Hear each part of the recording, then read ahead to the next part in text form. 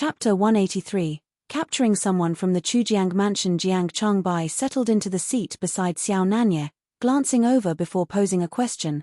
Your Highness, did you encounter any resistance at the granary of King Chujiang's mansion last night? Yes. Seeing Xiao Nanye's affirmation, Jiang Changbai inquired further, what's the state of King Chujiang's forces? A shadow passed over Xiao Nanye's face as he looked back at Jiang Changbai, murmuring, they are formidable. This succinct response caused a hint of concern to appear in Jiang Changbai's eyes. At this moment, Han Feng walked in with 2 bowls of porridge. He looked at the 2 people on the chairs and said softly, Master, young general, please eat first. He set the porridge on the table. Having not eaten for 2 days, both Xiao Nanye and Jiang Changbai instinctively reached for their bowls. Yet, Xiao Nanye paused to ask Han Feng, has everyone been given their portion? They all have, Han Feng reassured. Comforted by the response, Xiao Nanye began to eat. But he had barely finished when an urgent voice from outside alerted them, Your Highness, we are under attack. Exchanging a swift glance, both Xiao Nanye and Jiang Changbai left their seats, exiting the tent in haste. Without a word, Xiao Nanye headed in the direction of the disturbance. Han Feng was at his side, leading Zui Yun, Xiao Nanye's steed. Quickly mounting, Xiao Nanye rallied his men to move out. As they neared the site of the commotion, the clashing of weapons became discernible. Lin Xingchen, it appeared, had already engaged the intruders. While Lin Xingchen had the upper hand against his immediate opponent, the defeated foe hastily retreated on horseback. Lin Xingchen moved to pursue, but Xiao Nanye's voice held him back. Stop! Hearing this, Lin Xingchen reined in his horse, but the fleeing man dared a look back, eyes darkening with recognition and animosity. With evident rage in his posture, he accused, It was you who raided our granary last night. Unfazed, Xiao Nanye replied after a brief pause, You must be Jiang Han, King Chujiang's youngest son. Xiao Nanye was certain of his statement. Seeing this, the man's eyes widened in surprise. Jiang Han stared at Xiao Nanye, shocked. How did you know? Being the youngest son of King Chujiang, his existence was kept a secret. King Chujiang had concealed him to preserve the last vestige of his bloodline. It was a safeguard, ensuring that he could pass on his lineage. So, Jiang Han was taken aback when Xiao Nanye revealed his identity. A smirk played on Xiao Nanye's lips, Now that you've come to me, I won't be holding back. His seemingly friendly demeanor sharply contrasted the steely resolve in his eyes. Swiftly, the confrontation escalated. Capture him alive, Xiao Nanye commanded Lin Xingchen. Understood. Lin Xingchen, being astute, had already understood Xiao Nanye's intentions. Upon hearing Xiao Nanye's statement, he didn't hesitate and spurred his horse onward. Jiang Han's escorts quickly shielded him. However, Lin Xingchen's entourage was equally formidable. In no time, both parties clashed in heated battle. Young prince, escape while you can. When Jiang Han's side found themselves outmatched, they attempted to block Lin Xingchen, imploring their prince to flee. With a look of defiance, Jiang Han, seeing the unfolding chaos and heeding the advice of his subordinate, galloped away. At that moment, Xiao Nanye received a bow from Han Feng. With the distance increasing between them and Jiang Han's retreating figure, Xiao Nanye took aim. Releasing the arrow, it found its mark in Jiang Han's steed. Han Feng swiftly moved forward, pointing his arrow at Jiang Han's throat. Young prince, I advise you not to move. My arrow does not have eyes. Hold your positions. Your prince in my grasp. Seeing Jiang Han captured, his soldiers hesitantly lowered their weapons. The sight of the captured Jiang Han elicited smiles from the soldiers in the camp. Back in their tent, Jiang Changbai and Xiao Nanye deliberated on the worth of their captive. Your Highness, do you plan to use Jiang Han as a bargaining chip against King Chujiang? Even though Jiang Han is King Chujiang's youngest son, the king wouldn't surrender just to save him. So, what purpose of capturing Jiang Han? He might not ensure King Chujiang's immediate surrender, but he could be traded for food supplies. After all, he's a prince of the Chujiang. Surely, he's worth some food supplies. Jiang Changbai chuckled at Xiao Nanye's remark, but his amusement soon gave way to concern. He broached, "Your Highness, if the capital doesn't send supplies soon, our situation will become dire." Grasping the seriousness, Xiao Nanya affirmed, "The supplies will be here within days." Xiao Nanya had faith in Emperor Qi Ming's assistance, although he hadn't expected the emissary to be Jiang Peihuan. On the outskirts of the capital. "Eldest miss, shall we rest for the night?" Seeing that nightfall was approaching, Xu Jiao turned towards Jiang Peihuan. "We won't rest now. We'll assess the situation later into the night." Hearing Jiang Peihuan's words, Xu Jiao's eyes brimmed with sadness, but he had no other options. All the imperial army showed their displeasure, yet none dared to voice their concerns. After all, they had all witnessed Jiang Peihuan's use of her whip firsthand. Seeing the looks on everyone's faces, Jiang Peihuan tightened her grip on her whip, her brow furrowed in concern. If she had anticipated this outcome, she would rather face the wrath of Emperor Qi Ming than not have the guards from her own family, the Jiangs, at her side. While Jiang Peihuan proceeded, chaos erupted at Prince Qing's mansion. "You're saying Jiang Peihuan is escorting the food supplies to Jiangju?" Shock filled Xiao Junhao's eyes as he gazed at Pei Wu, who knelt before him. Pei Wu had only just been informed. After all, Jiang Peihuan had only disclosed this to Emperor Qi Ming. Many court officials were still unaware. Upon hearing Xiao Junhao, Pei Wu nodded in confirmation. Xiao Junhao's hand clenched into a tight fist, a torrent of emotions swirling in his eyes. He had painstakingly ensured the Ministry of Revenue was short on grain. Without it, even Emperor Qi Ming was powerless. But never did Xiao Junhao expect Jiang Peihuan to procure such a supply and personally see it to Jiangju. "Send someone." After a brief pause, Xiao Junhao directed his words to Pei Wu, "Under any circumstances, that grain must not reach Jiangju." Follow current novels on tarpnovelful.com. Chapter 184, The Fear of Lin Mengyao. "Yes. Your Highness, what about the eldest miss? Do not harm her. Only destroy the supplies." Xiao Junhao, after reflecting, advised gently. Outside the room, Lin Mengyao's hand stilled. The words "do not harm her" echoed repeatedly in her mind. She glanced involuntarily at the man's expression. Every time he mentioned Jiang Peihuan, his eyes swirled with complex emotions. A surge of anxiety gripped Lin Mengyao, causing her to clutch her maid's hand tightly. "Miss, are you all right? Let's return to the mansion." Before her maid could reply, Lin Mengyao cut her off and hastened back to the Lin mansion. Due to the previous poisoning incident at the feast, Lin Mengyao had been residing at the Prince Qing Palace. Her sudden return elicited mixed reactions from the Lin family, joy intertwined with concern. Ignoring everyone, Lin Mengyao headed straight to Lin Ruhai's study. "Are you certain it was him?" Lin Ruhai, with a grim expression, questioned his steward. Having served Lin Ruhai for years, the steward knew his concerns well. He nodded affirmatively. "It's indeed Lin Xingchen." Hearing that name, Lin Ruhai slumped into his chair. But within moments, determination glinted in his eyes. "Even if he returns, I'm not afraid." 1 a.m. charge on the Lin family now. A knock interrupted their conversation. With a wary expression, Lin Ruhai inquired, "Who is it?" "Father, it's me." Relief washed over Lin Ruhai upon recognizing Lin Mengyao's voice. He signaled the steward to open the door. "Eldest miss." Lin Mengyao, acknowledging the steward, and approached her. Lin Ruhai. "Father. Get up." Gazing at his bowing daughter, Lin Ruhai spoke softly. Once Lin Mengyao settled into a nearby chair, he continued, "Weren't you at the Qing mansion? Why the sudden return?" "Father," one returned with an urgent matter. "I need your assistance." "What is it?" Lin Mengyao leaned in, whispering her request into his ear. Stunned, Lin Ruhai stared at her. "You want me to send someone to kill Jiang Peihuan?" "Yes." "Why?" "Father, I'm not sure when it began, but Jiang Peihuan's influence over His Highness seems to be growing. We, the Lin family, have invested everything in His Highness. I will not allow anyone to threaten our position."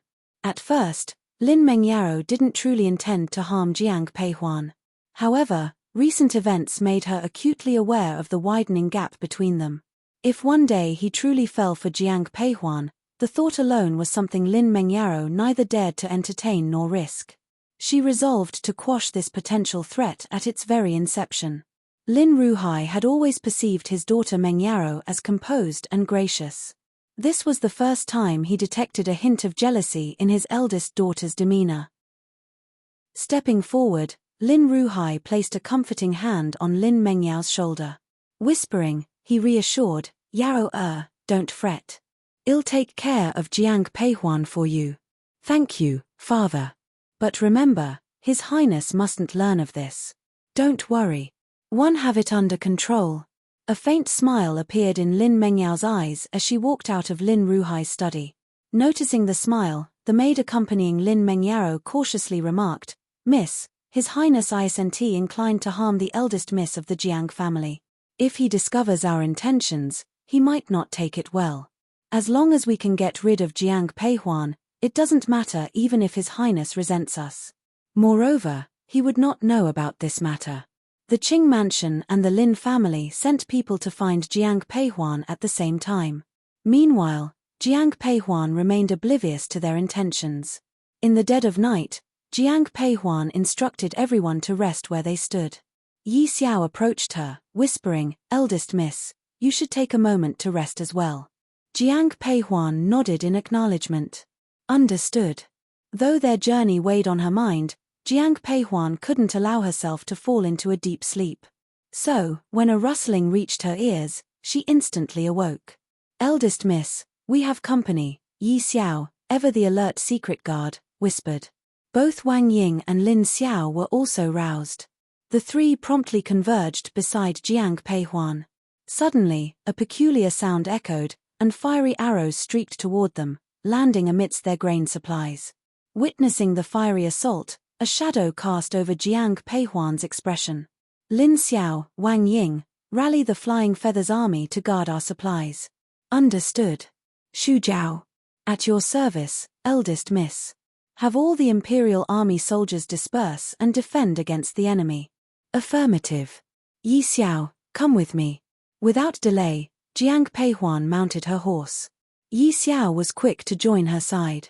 Following the direction of the arrow, Jiang Peihuan led Yi Xiao to ride forward.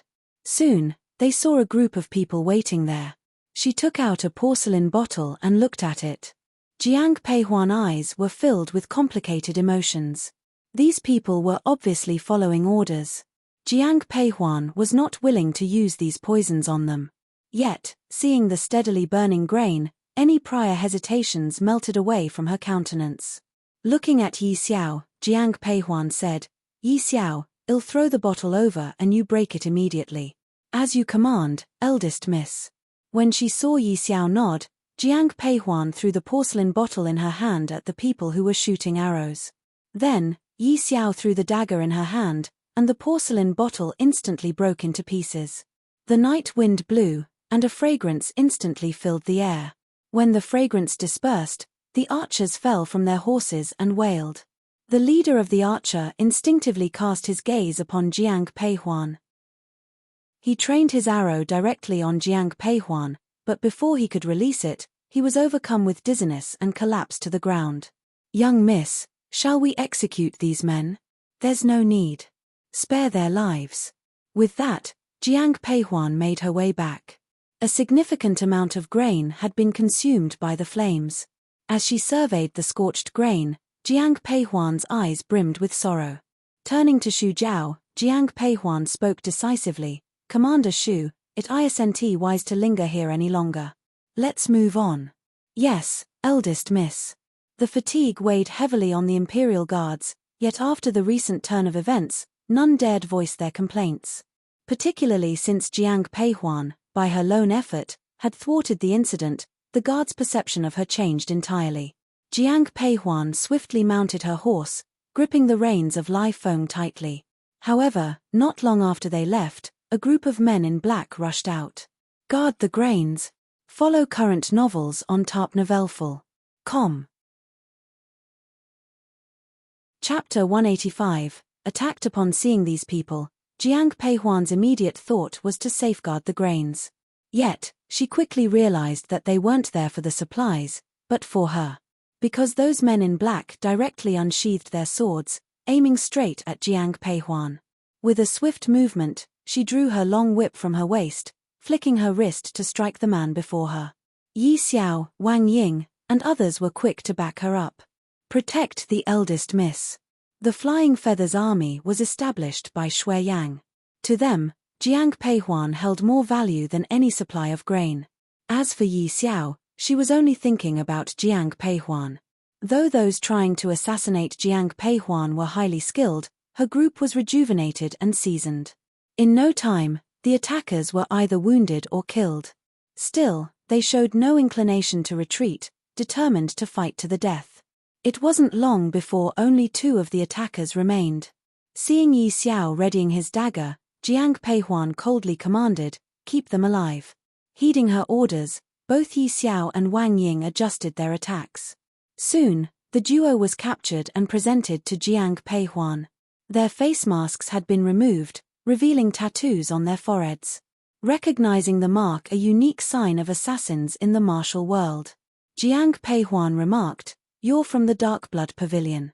Hearing their identity disclosed, surprise flashed in their eyes, but they remained silent. This didn't seem to anger Jiang Peihuan. Instead, she turned her gaze to the man on her left, questioning, "Who wishes me dead?"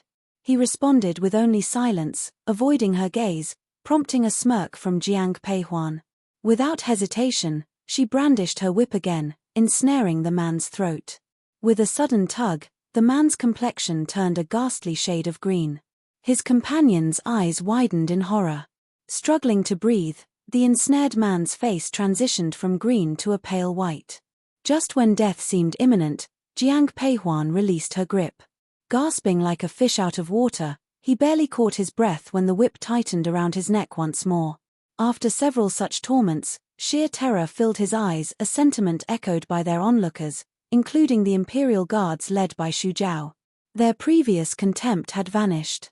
Taking a step closer, whip still in hand, Jiang Peihuan softly probed, "Last chance, will you speak?" The man's eyes were filled with fear, but he remained silent.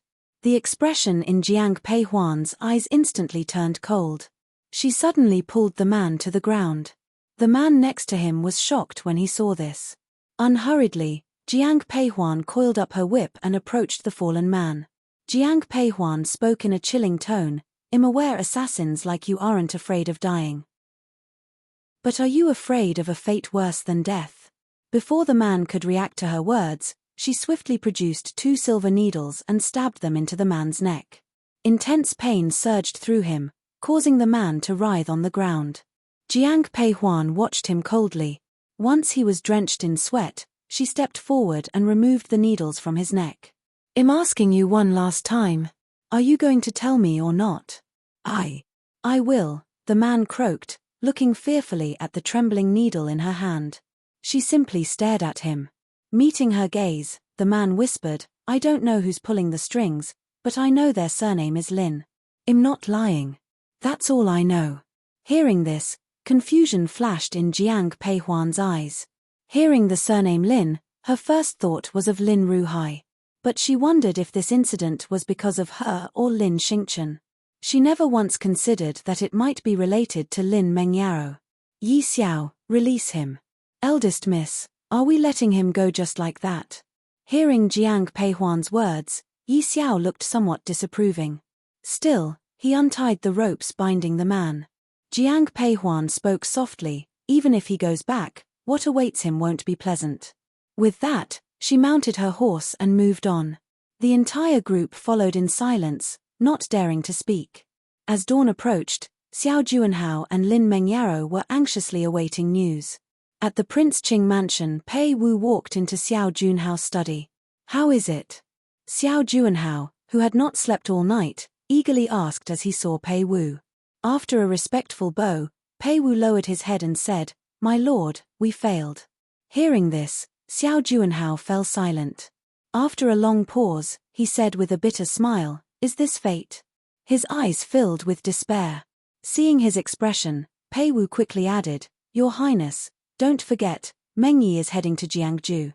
King Cheng may not make it back to the capital alive. In Lin Mengyao's room, a maid rushed into Lin Mengyao's room.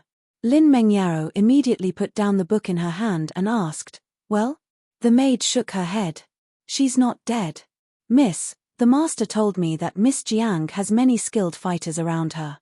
Besides the guards arranged by King Cheng, she also has the flying feather army of the Jiang family.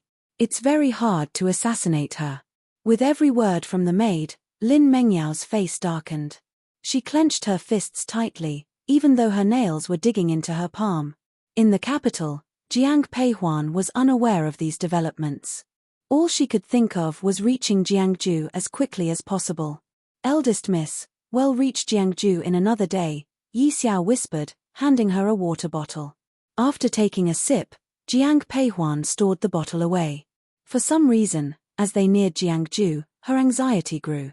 Suddenly, she felt a sharp pain in her heart. Yi Xiao, noticing this, quickly supported her. "Eldest miss, are you all right?" "I'm fine." Jiang Peihuan shook her head and steadied herself. Then, she looked at Yi Xiao and said, "Let everyone know, we continue moving forward." "Yes." Jiang Peihuan felt like her heart was about to leap out of her throat. She suddenly grew worried. Had something happened to Xiao Nanye or Jiang Changbai? In the military camp at Jiangju, "Master, the king of Chujiang has sent supplies," Han Feng announced, pulling back the tent flap and smiling at Xiao Nanye. Before Xiao Nanye could respond, Jiang Changbai from the side couldn't help but ask, "How much did they send?" Follow current novels on tarpnovelful.com. Chapter 186, Xiao Nanye was poisoned 100,000 catties. This Jiang Han is somewhat useful after all. "Master, shall we send Jiang Han back? Till see for myself." Saying this, Xiao Nanye rose from his chair. Jiang Han had already been brought to the camp entrance, and when he saw Xiao Nanye, his eyes were filled with hatred. But Xiao Nanye ignored him and instead looked outside the camp entrance. There were only 20 people who arrived, but behind them were 3 carriages full of food. Seeing the supplies, Xiao Nanye gave Han Feng a nod. Catching Xiao Nanye's signal, Han Feng swiftly cut the ropes binding Jiang Han's hands. "Young prince." People from the Chujiang royal mansion, seeing this scene, hurriedly approached. "Han Feng, have the men bring the food here." "Yes." As Han Feng moved forward with his men, those 20 people suddenly rolled up their sleeves, targeting Xiao Nanye. "Master, watch out. Your Highness, be careful. No one expected this." Jiang Changbai's eyes were filled with concern. "Quick, kill them." Jiang Changbai immediately shouted. Han Feng and Lin Xingchen rushed to intervene, but only then did Jiang Changbai realize these attackers were secret guards. Facing more than 20 of these guards was a disadvantage for them. Most of the crossbow bolts were deflected, but one bolt still struck Xiao Nanye directly in the chest. Seeing Xiao Nanye hit, the secret guards sent by the Chujiang royal mansion had eyes full of joy. However, their joy soon turned to shock. Even injured, they were no match for Xiao Nanye. "Today, none of you will leave alive." As he spoke, Xiao Nanye's sword swept across, and half of the 20 guards fell instantly. Jiang Han watched, panic in his eyes. Seeing Xiao Nanye step closer, he blurted out, "1 a.m. the young prince of the Chujiang royal mansion, you can't." Before he could finish, Xiao Nanye's sword slashed his throat. Looking at Jiang Han's lifeless body, Xiao Nanye coldly said, "Blame your father." At that moment, the remaining guards were killed by Han Feng and Jiang Changbai. "Master!" Seeing Xiao Nanye collapse, Han Feng rushed to his side. Xiao Nanye's face turned pale. Jiang Changbai, alarmed, said to Lin Xingchen, "Quickly, fetch the military doctor." Shortly after, Xiao Nanye was taken inside the tent, and the military doctor arrived. Opening Xiao Nanye's clothes, seeing the bolt in his chest, the doctor's expression darkened. Feeling Xiao Nanye's pulse, the doctor looked even grimmer.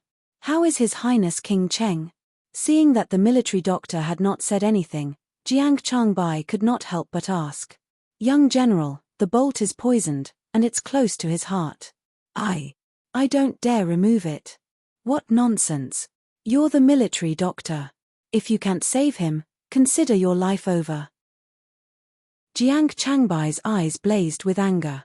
Han Feng hastily took out a porcelain bottle, a medicine given by Jiang Peihuan when Xiao Nanye had set out.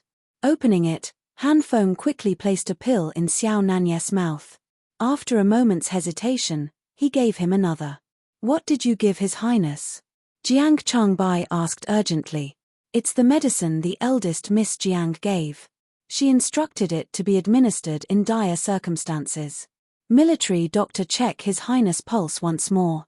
Hearing Han Feng's words, the military doctor once again took Xiao Nanye's pulse. He was surprised. Young General, my lords, His Highness' heart meridian has been protected. However, this medicine can only protect His Highness' heart for 12 hours at most. After 12 hours, if the poison in His Highness' body still cannot be cured, then what? The medicine will be ineffective. What? Hearing the military doctor's words, Jiang Changbai was at a loss for words. If not for the doctor's position, he would have killed him on the spot. At that moment, rapid footsteps echoed from outside. The curtain swiftly lifted. A soldier entered, kneeling on one knee, eyes wide with panic. Young General King Chujiang and his army are just 3 kilometers from the camp. That old fool. Jiang Changbai, gazing at Xiao Nanye lying in bed, instructed Han Feng, guard His Highness here. I'll lead our troops against them. Turning to Lin Xingchen, he continued, General Lin, head to Chujiang City. Find doctors, several of them. Ensure King Cheng is cured. Hearing this, both Han Feng and Lin Xingchen nodded simultaneously. Quickly, Jiang Changbai donned his armor and marched out with his soldiers. Jiang Changbai took most of the soldiers in the camp with him. When he climbed up the city wall, he immediately saw King Chujiang mounted on a horse. Their eyes locked, each filled with animosity. Jiang Changbai, the emperor never truly trusted the Jiang family. Your father served him loyally his whole life, only to have his military power taken away. Do you still want to serve such a treacherous emperor? King Chujiang, with a broad face, big ears, and a full beard, said mockingly. Hearing this, Jiang Changbai frowned and replied coldly, King Chujiang, the emperor granted you titles and lands, lavishing you with riches. Yet you're not content and now plot rebellion. Your son Jiang Han is dead. Do you want to lead your entire lineage to their doom? Your youngest son, Jiang Han, is already dead. Do you want your King Chujiang's estate to be completely wiped out? You. Hearing this, pain and darkness clouded King Chujiang's eyes. The death of his youngest son, Jiang Han, had deeply pained him. However, he had sacrificed Jiang Han in his quest to kill Xiao Nanye. Yet, as Xiao Nanye never appeared, a smirk crept onto Chujiang's face. Looking triumphantly at Jiang Changbai, he said, although my youngest son Jiang Han is dead, having King Cheng accompany him in death ensures he did not die in vain. Jiang Changbai, since you're so stubborn, today one will end your life. Attack. As he spoke, King Chujiang raised his hand and swung it down heavily. War drums roared. Looking at the massive enemy forces below, Jiang Changbai's face darkened, but he continued directing his soldiers into battle. Initially, they held an advantage, but soon they were forced back. It felt as if the enemy knew their every move. Witnessing his soldiers falling one by one, Jiang Changbai leaped off the wall, landing perfectly on his horse. With his sword in hand, he charged straight at King Chujiang, shouting, Today, I will claim your head. As he charged forward, a hint of admiration appeared in King Chujiang's eyes. He showed no signs of backing down but instead seemed eager. One want to see what the son of Jiang Hong is capable of. Follow current novels on tarpnovelful.com. Chapter 187, Jian Peihuan arrives at the military camp. Then let me show you. As his words fell, Jiang Changbai immediately charged forward. King Chujiang had not expected Jiang Changbai to directly come at him. After a few seconds of reaction time, he quickly drew his sword to defend. Jiang Changbai knew that King Chujiang came on purpose. To change the dire situation, he had to fight quickly and decisively. Thus, when he fought with King Chujiang, Jiang Changbai's moves became more aggressive. King Chujiang was experienced, But after all, he wasn't in his prime for battle. After several exchanges with Jiang Changbai, he began to tire.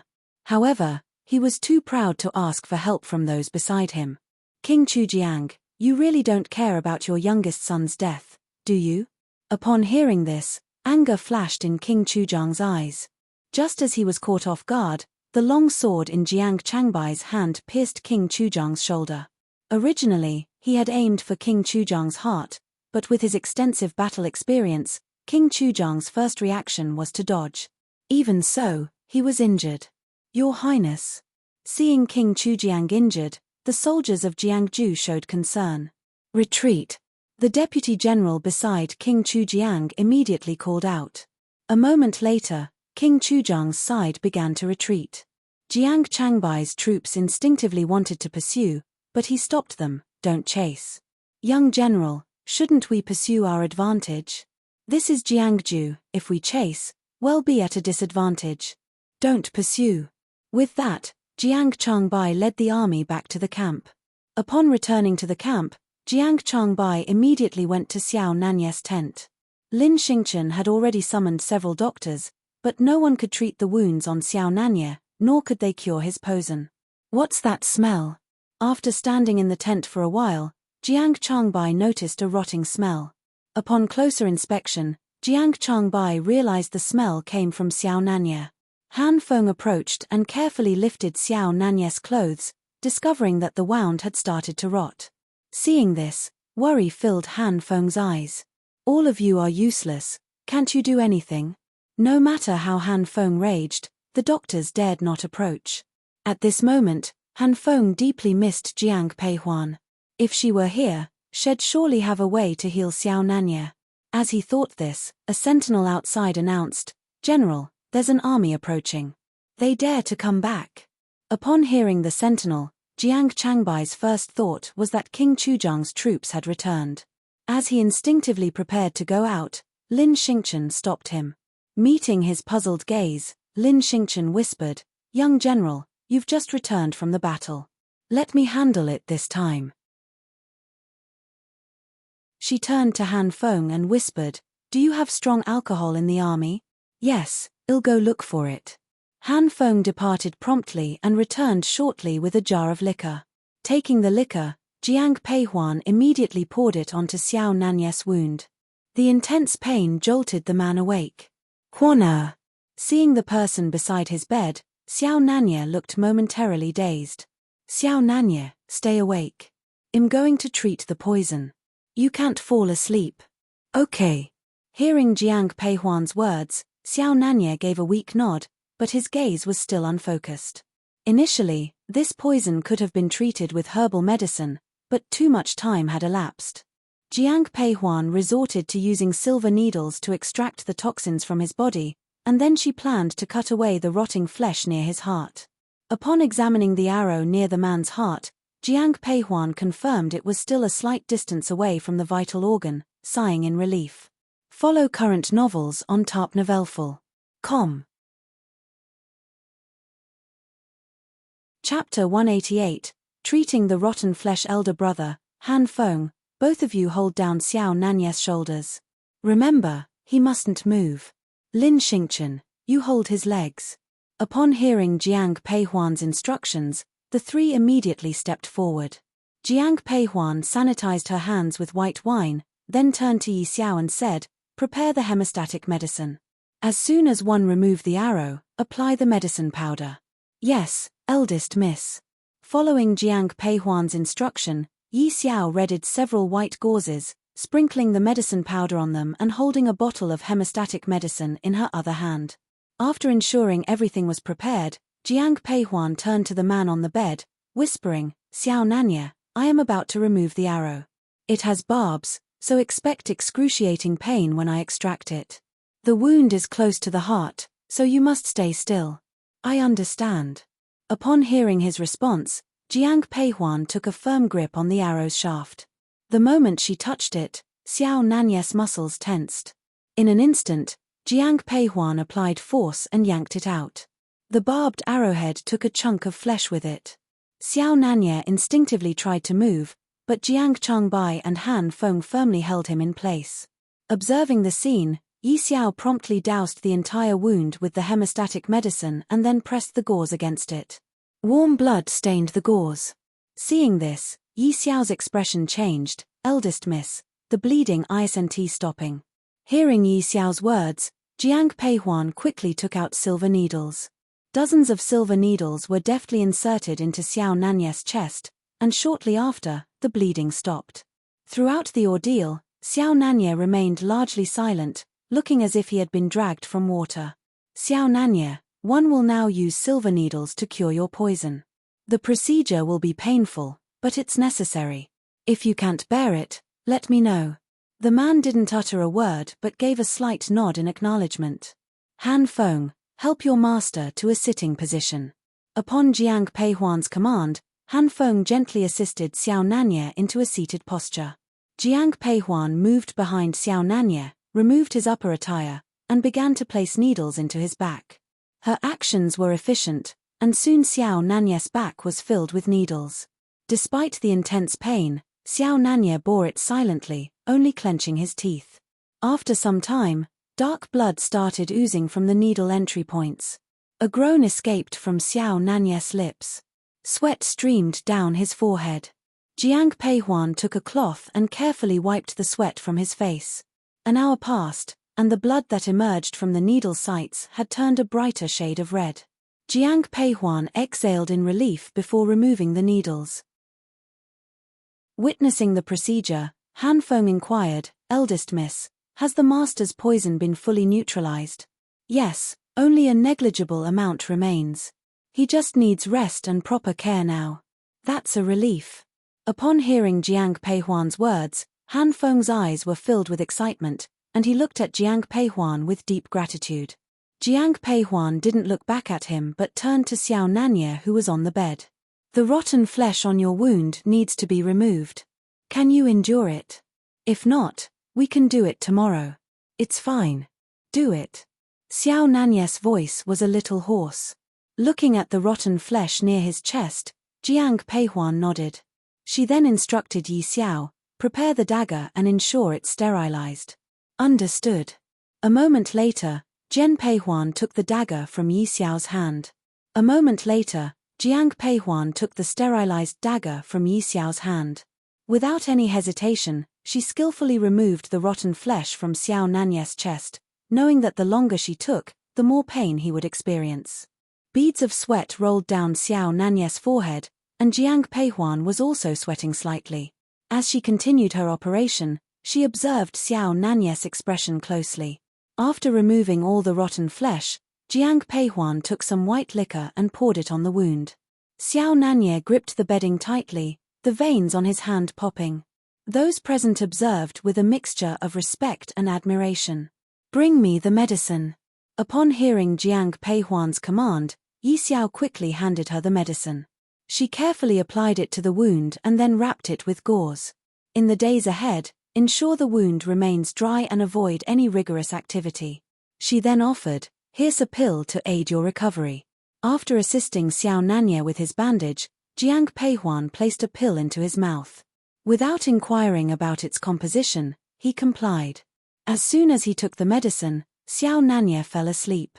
Seeing this, Han Feng, filled with concern, asked, "Eldest Miss Jiang, is my master all right?" "Don't worry. He just needs some good rest." As she spoke, Jiang Peihuan tried to stand but wavered a little. Jiang Changbai quickly steadied her, asking, "Huan are you all right?" "I'm fine," she replied softly, shaking her head. "Come on, let's get you some rest. Elder brother, I've brought 100,000 catties of food from the Liu family. Please ensure it's distributed to the soldiers. Don't worry about it. I'll handle the arrangements. You need to rest." Millimeter. Jiang Peihuan was genuinely exhausted. Jiang Changbai escorted her to his tent. Only after ensuring that Jiang Peihuan had fallen asleep did Jiang Changbai leave the tent. Noticing Yi Xiao standing at the entrance, he murmured, "Stand guard here. Ensure no one disturbs Huan." "Yes, young master." Having given instructions to Yi Xiao, Jiang Changbai made his way to the military camp's entrance. There, the unloading of grain was still underway. The sight of the grain brought a gleam of happiness to Jiang Changbai's eyes. However, as he observed, something seemed to cross his mind, introducing a shadow of complexity to his expression. In the capital city, within Prince Qing's mansion, Your Highness, there's word from the front that King Cheng has been struck by an arrow. The situation appears dire. Is this information reliable? Upon hearing Pei Wu's words, Xiao Juanhao responded hastily, with excitement evident in his eyes. Pei Wu nodded, elaborating, the message was directly conveyed by Meng Yi. I believe it to be accurate. The arrow is poisoned with a rare toxin from the western regions.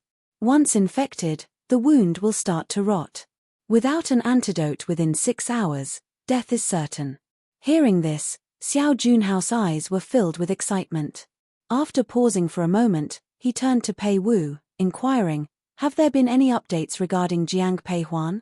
Miss Jiang has already arrived in Jiangju. Based on the timeline, she should be at the military camp by now. Keep an eye on them and report any news immediately. Your Highness, there's another matter concerning Miss Lin. What about her? Hearing the name Lin Mengyaro, a hint of confusion appeared in Xiao Junhao's eyes. Follow current novels on tarpnovelful.com. Chapter 189, Blame Miss Lin secretly sent someone to attack eldest Miss Jiang on the way. You mean Yao? Turning to look at Pei Wu, Xiao Junhao's eyes were full of surprise. Meeting his gaze, Pei Wu nodded. Originally, Pei Wu did not plan to tell Xiao Junhao about this matter, but after thinking about it, he eventually spoke up. After Xiao Junhao found out about this, he fell silent. After a long time, he turned to Pei Wu and said, go to the Lin mansion and invite her over. Yes. After Lin Mengyao's poison was neutralized, she went directly back to the Lin mansion. When she heard from Pei Wu that Xiao Junhao wanted to see her, she hurried to Prince Qing's mansion. As always, Lin Mengyaro walked straight into Xiao Junhao's study, but the man who was usually full of smiles now looked at her with a complex expression. Xiao Junhao already knew, Lin Mengyaro wanted to kill Jiang Peihuan. With this thought in mind, his gaze towards Lin Mengyaro was filled with complexity. He seemed to have lost the desire for Jiang Peihuan's death. Instead, he wished for her to witness his success and reveal a regretful look. As for what he regretted, only Xiao Junhao himself knew. Your Highness, you called for me.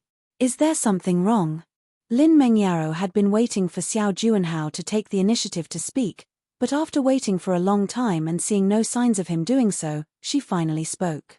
Hearing Lin Mengyao's voice, Xiao Junhao spoke directly. One heard that you had someone attack Jiang Peihuan on the road.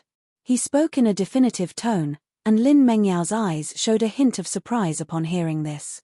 But then she looked at Xiao Junhao with a bitter expression and asked, are you blaming me for acting on my own initiative, Your Highness? Seeing the grievance in her eyes, Xiao Junhao paused, then his face softened. He stood up, walked over to Lin Mengyaro, gently held her hand, and whispered, I'm not blaming you, it's just what, he couldn't articulate. Seeing the look in Xiao Junhao's eyes, Lin Mengyao's heart skipped a beat. She looked at him and spoke directly, Your Highness, you seem to be growing increasingly fond of Miss Jiang from the Jiang family. At these words, a hint of anger flashed in Xiao Junhao's eyes. He looked at Lin Mengyaro and said coldly, my interest in her is solely because of the Jiang family. Before Lin Mengyaro could continue, he coldly added, I will deal with Jiang Peihuan myself. In the future, do not act independently. Lin Mengyaro was unwilling, but facing his emotionless expression, she still gently nodded, yes. Seeing her nod, Xiao Junhao's expression softened slightly. Yarrow after some time, one will go and ask Imperial Father to bestow a marriage, he assured her. Don't worry, the position of Princess Consort of Qing's mansion can only be yours. Yes, thank you, Your Highness. In the past, hearing these words would have filled Lin Mengyao's heart with joy, but now, she perceived them as Xiao Junhao's compensation to her, and suddenly her heart was devoid of happiness. You should return to the mansion first. One will be busy for a while and may not have time to accompany you. I understand, official duties are important. Then, one will take my leave. Seeing Xiao Juanhao nod, Lin Mengyaro left his study. Her eyes were full of tenderness as she looked back one last time. But the moment she stepped out of Xiao Junhao's study, the warmth in her eyes vanished instantly, replaced by a cold, steely darkness. As for what was happening in the capital, Jiang Peihuan was completely unaware. For several consecutive days of traveling, Jiang Peihuan was completely exhausted. So when she lay down in Jiang Changbai's tent, she immediately fell asleep. However, she was still worried about Xiao Nanyes' injuries, so after sleeping for over an hour, she opened her eyes. Jiang Changbai had not returned to his tent, only Yi Xiao was at the door. Hearing the noise, Yi Xiao immediately lifted the curtain of the tent. Seeing Jiang Peihuan sitting up, she quickly approached. "Eldest miss, are you awake?" How is Xiao Nanya?" Hearing Yi Xiao's voice, Jiang Peihuan nodded and then whispered. Yi Xiao came over to help Jiang Peihuan with her coat and spoke softly. "There is Han Feng watching over His Highness, and we haven't heard any news. I think everything is fine. I'll go take a look." As she spoke, Jiang Peihuan headed straight towards Xiao Nanyes' tent. Han Feng was guarding the entrance of Xiao Nanyes' tent, resting with his eyes closed. Hearing the sound, he immediately opened his eyes.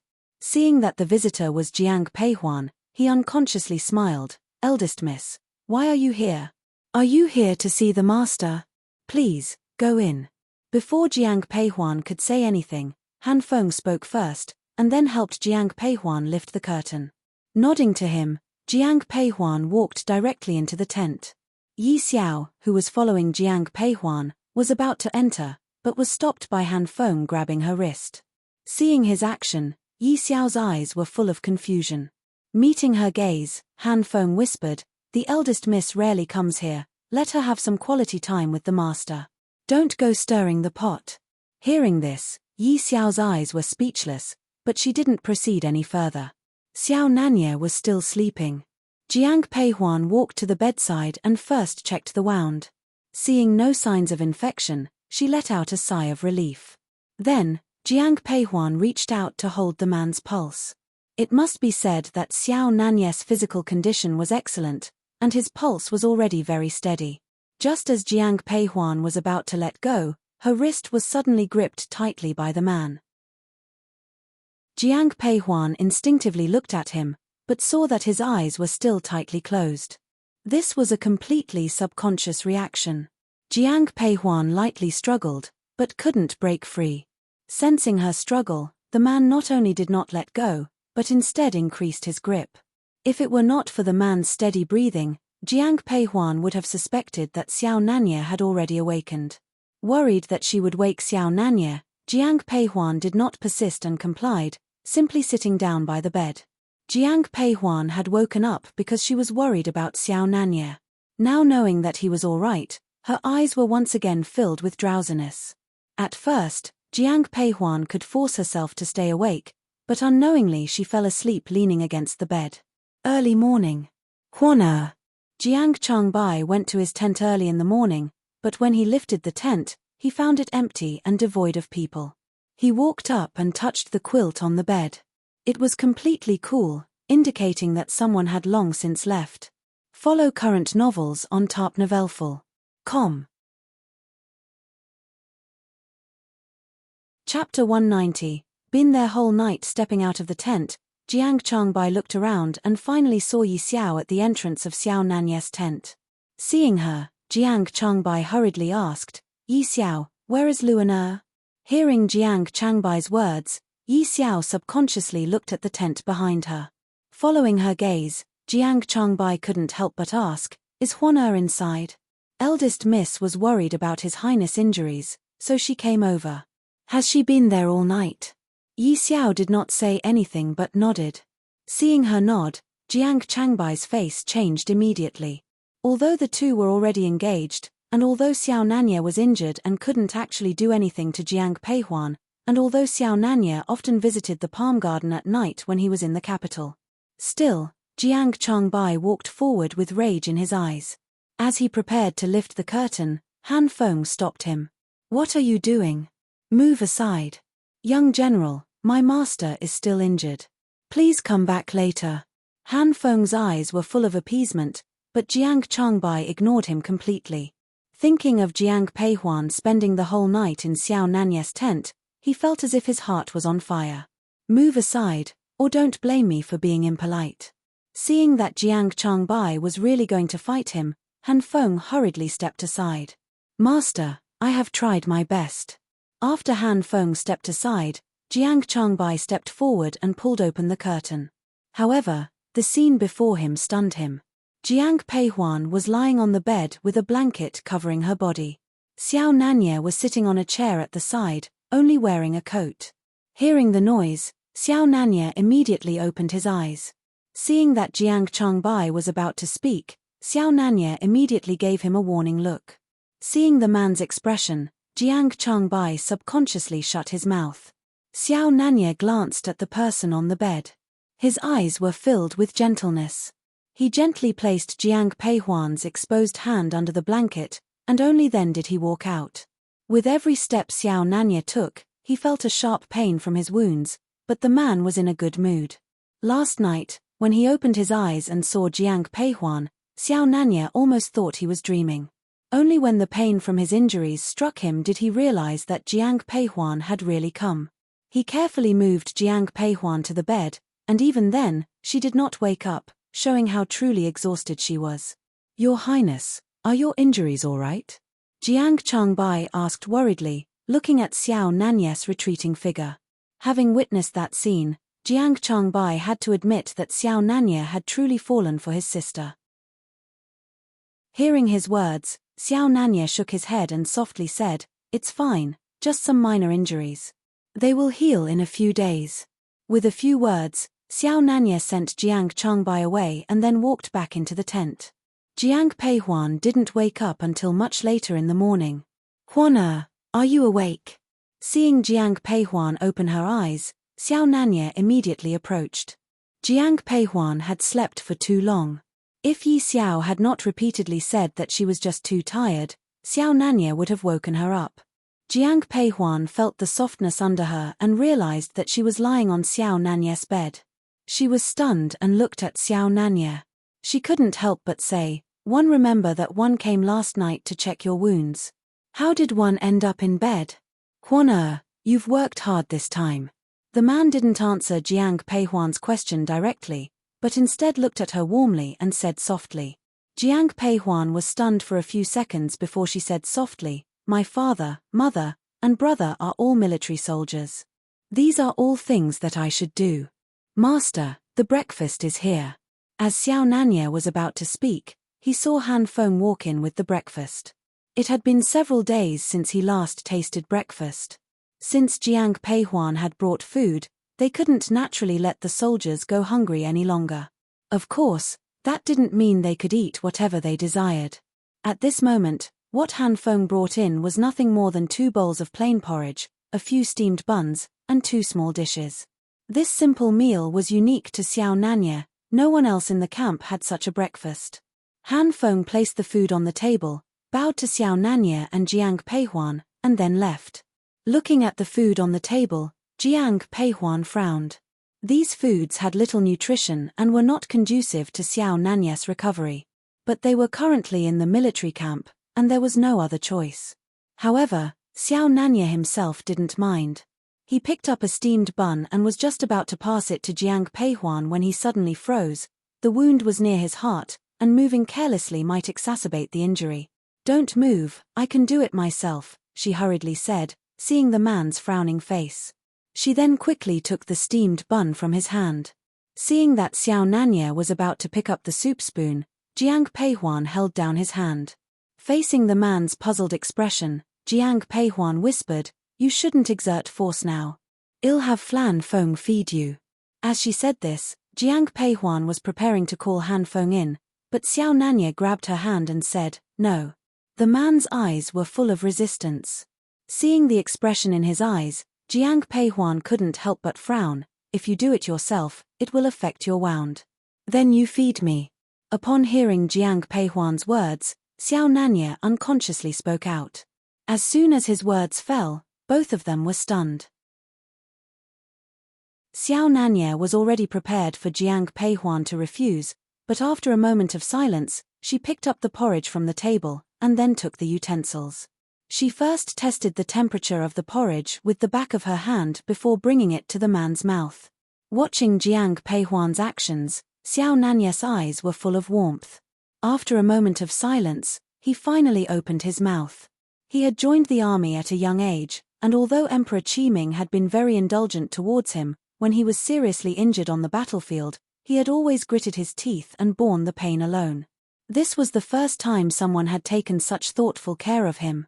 Seeing the man's fervent expression, Jiang Peihuan dared not look at him and quickly fed him the porridge.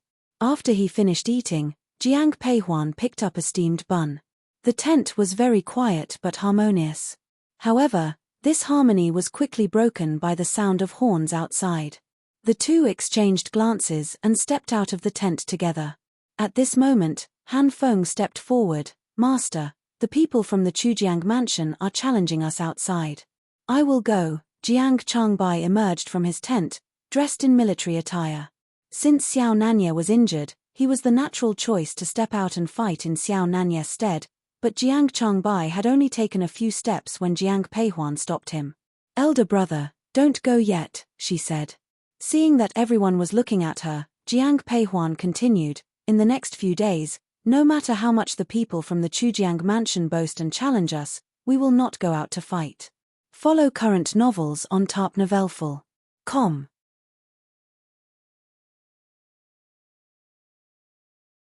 Chapter 191. I'm going fishing anyway. Our food supplies have already arrived, so even if we stay in the military camp for a few days, it won't affect us much.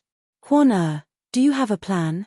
Jiang Changbai has always known that his sister was exceptionally strategic, so upon hearing Jiang Peihuan's words, he subconsciously asks. Jiang Peihuan looked at the sky above her and then said softly, "There will be a storm in 3 days. At that time, big brother, you should take the initiative to attack, with General Lin leading the Flying Feather Army to strike from behind at King Chujiang's mansion." "Miss Jiang, how do you know that there will be rainstorm in 3 days?" Lin Xingchen, who had walked over, heard Jiang Peihuan's words and couldn't help but look up at the sky. At this moment, the sun was shining brightly, and it didn't look like it was going to rain at all. However, Jiang Peihuan remained silent and turned her eyes to Xiao Nanya. Meeting her gaze, Xiao Nanya spoke solemnly, "Follow Huan plan." Xiao Nanya has great prestige in the army, and when he speaks, no one dares to object. After settling everything, Jiang Peihuan whistled, and Lai Feng quickly ran over. Seeing Jiang Peihuan mount her horse, Jiang Changbai hurriedly approached. "Huan where are you going?" Xiao Nanya had already been sent by Jiang Peihuan to rest in the tent, but Jiang Changbai and Lin Xingchen were still outside. Seeing that both of them were looking at her, Jiang Peihuan said softly, "I'm going fishing. Are you guys coming?" Hearing Jiang Peihuan's words, both Jiang Changbai and Lin Xingchen showed surprised expressions. However, afterwards, Jiang Peihuan, along with Jiang Changbai, Lin Xingchen, and Yi Xiao, headed towards the reservoir behind the mountain. Han Feng couldn't go because he had to stay and guard the camp gate, keeping an eye on the provocative stance of the King Chujiang mansion. 3 kilometers away from the main entrance of the military camp. "Your Highness, it seems that there is no movement on Xiao Nanya's side." The one who spoke was the deputy general beside King Chujiang. King Chujiang had been stabbed in the shoulder by Jiang Changbai, but the wound had already been dressed. The more he thought about it, the angrier he became. So after his wound was dressed, he came to the main entrance of the military camp early in the morning. Unexpectedly, the people who actively engaged in battle yesterday were unresponsive today, no matter how they were insulted. "Let's wait a bit longer." Hearing the deputy general's words, King Chujiang said softly. Subsequently, the two armies began a standoff. At this time, Jiang Peihuan had already ridden to the reservoir behind the military camp. This location was chosen by Xiao Nanya. Since the reservoir is located behind the camp, they do not need to worry about the enemy attacking. "Huan this reservoir doesn't seem like it has any fish." Jiang Changbai got off his horse and looked at the green reservoir. Jiang Peihuan didn't respond, but was carefully searching around the edge of the reservoir. Yi Xiao, seeing her actions, asked softly, "Eldest miss, what are you looking for?" "I am checking to see if there is any marten grass," she replied. "Eldest miss, what is the use of this marten grass?" "The juice of this kind of grass is very attractive to fish and shrimp." As she spoke, Jiang Peihuan had already found 2 purple-green leaves of marten grass in a clump of weeds. Jiang Peihuan rubbed the marten grass to squeeze out the juice and then threw it into the reservoir. A moment later, everyone saw ripples on the water surface, clearly indicating that fish were swimming over. Seeing this, everyone's eyes were filled with surprise. "There really are fish," said Jiang Changbai, his eyes full of smiles. Yi Xiao, who was standing next to Jiang Peihuan, quickly spoke up, "Eldest miss, let me catch the fish for you." "There's no need for you to do it," Jiang Peihuan replied, turning her gaze towards Jiang Changbai and Lin Xingchen. Meeting Jiang Peihuan's gaze, Jiang Changbai resignedly said, "This kind of thing is naturally for us men to do." As he spoke, Jiang Changbai had already taken off the cloak on his body. Then, with a light tap of his toes, he crossed the surface of the water. When Jiang Changbai came back again, he was holding a fish as long as his arm. Lin Xingchen did the same. Afterward, Jiang Changbai and Lin Xingchen were responsible for catching fish, while Jiang Peihuan and Yi Xiao used the grass root to string the fish together. More than an hour later, there were already 2 piles of fish on the ground. Estimating that it would be enough for the soldiers in the camp to have fish soup, Jiang Peihuan looked at the 2 men in the water and said, "Elder brother, General Lin, that's enough. Don't catch any more." Leaping onto the shore, Jiang Changbai looked at Jiang Peihuan with puzzled eyes and asked, "Why not continue catching?" "There aren't many fish in this reservoir," Jiang Peihuan explained. "We have already caught a lot today. We shouldn't leave none behind."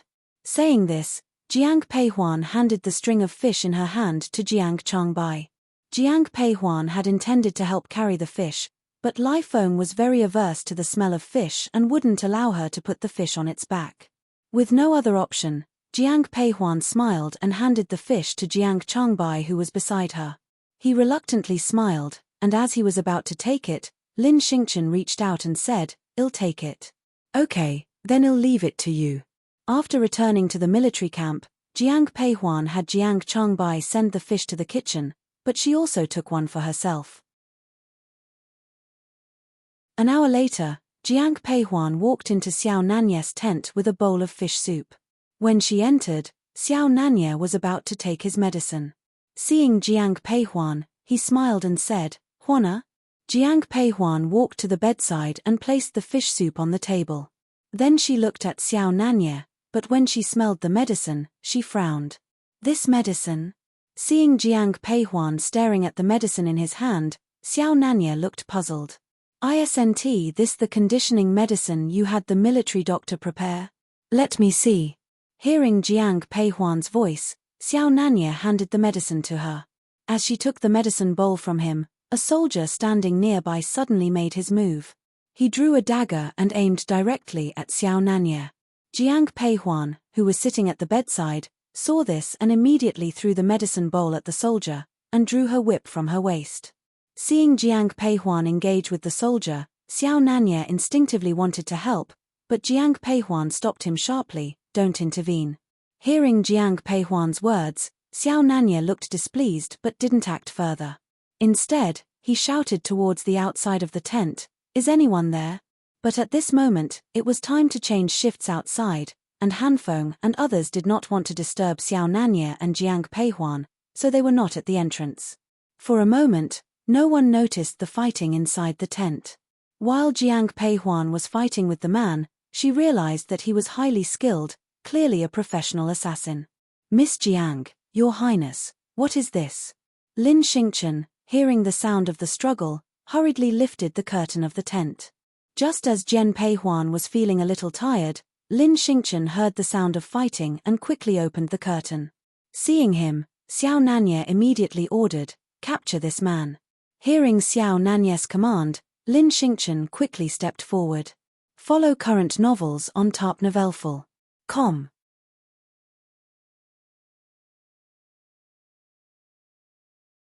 Chapter 192. Taking care wholeheartedly. With Lin Xingqin's help, the soldier was quickly captured. But just as he was captured, Jiang Peihuan saw blood seeping from him, and he soon fell to the ground. Rushing forward, Jiang Peihuan found that he had taken a potent poison, which was hidden in his teeth. "Who is this?"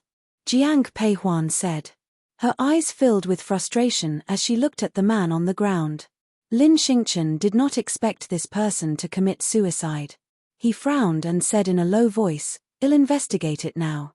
He was about to leave when he heard a voice from Xiao Nanya behind him. "There's no need to investigate." Seeing the puzzled looks on Jiang Peihuan and Lin Xingqin's faces, Xiao Nanya calmly announced, "He is a secret guard from the palace." With this simple sentence, Jiang Peihuan immediately understood who was behind this. "Drink the fish soup first," she suggested after a pause, turning her attention to the man on the bed. Upon seeing this, Lin Xingqin dragged the corpse out of the room. After he left, Jiang Peihuan began to feed Xiao Nanya the soup. With her previous experience, she was very skilled this time. However, looking at the fish soup in his hands, Xiao Nanya was very surprised. "Where did you get the fish?" "Caught it in the reservoir behind the camp," she replied. "Was that man sent by the great Empress Dowager?" Once Xiao Nanya had finished his soup, Jiang Peihuan looked at him and softly asked this question. Xiao Nanya didn't answer, but he nodded. "Why?" This was not the first time. Jiang Peihuan could not help but look at the man and ask. Although Xiao Nanya was not the great Empress Dowager's biological son, Xiao Nanya was very loyal to Emperor Qiming. Therefore, Jiang Peihuan could not understand why the great Empress Dowager would repeatedly send people to assassinate Xiao Nanya, especially since he posed no threat to her. Hearing Jiang Peihuan's words, a shadow passed across Xiao Nanya's eyes, but he still softly replied, "Huan I can't tell you about this matter yet." "So you do know why the great Empress Dowager wants to assassinate you," she deduced. "Yes," he acknowledged, meeting her eyes and nodding.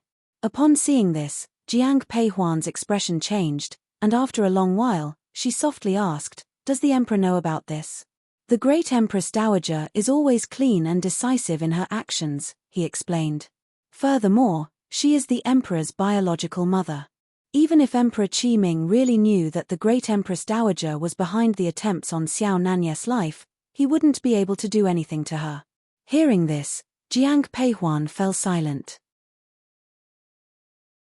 She didn't want to continue this topic and instead turned to the man on the bed and said, "For the next few days, one will stay in your tent to take care of you.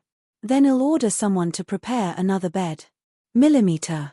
An hour later, Han Feng ordered someone to carry a soft mattress into Xiao Nanya's tent. Jiang Changbai's eyes were filled with dissatisfaction when he saw the mattress.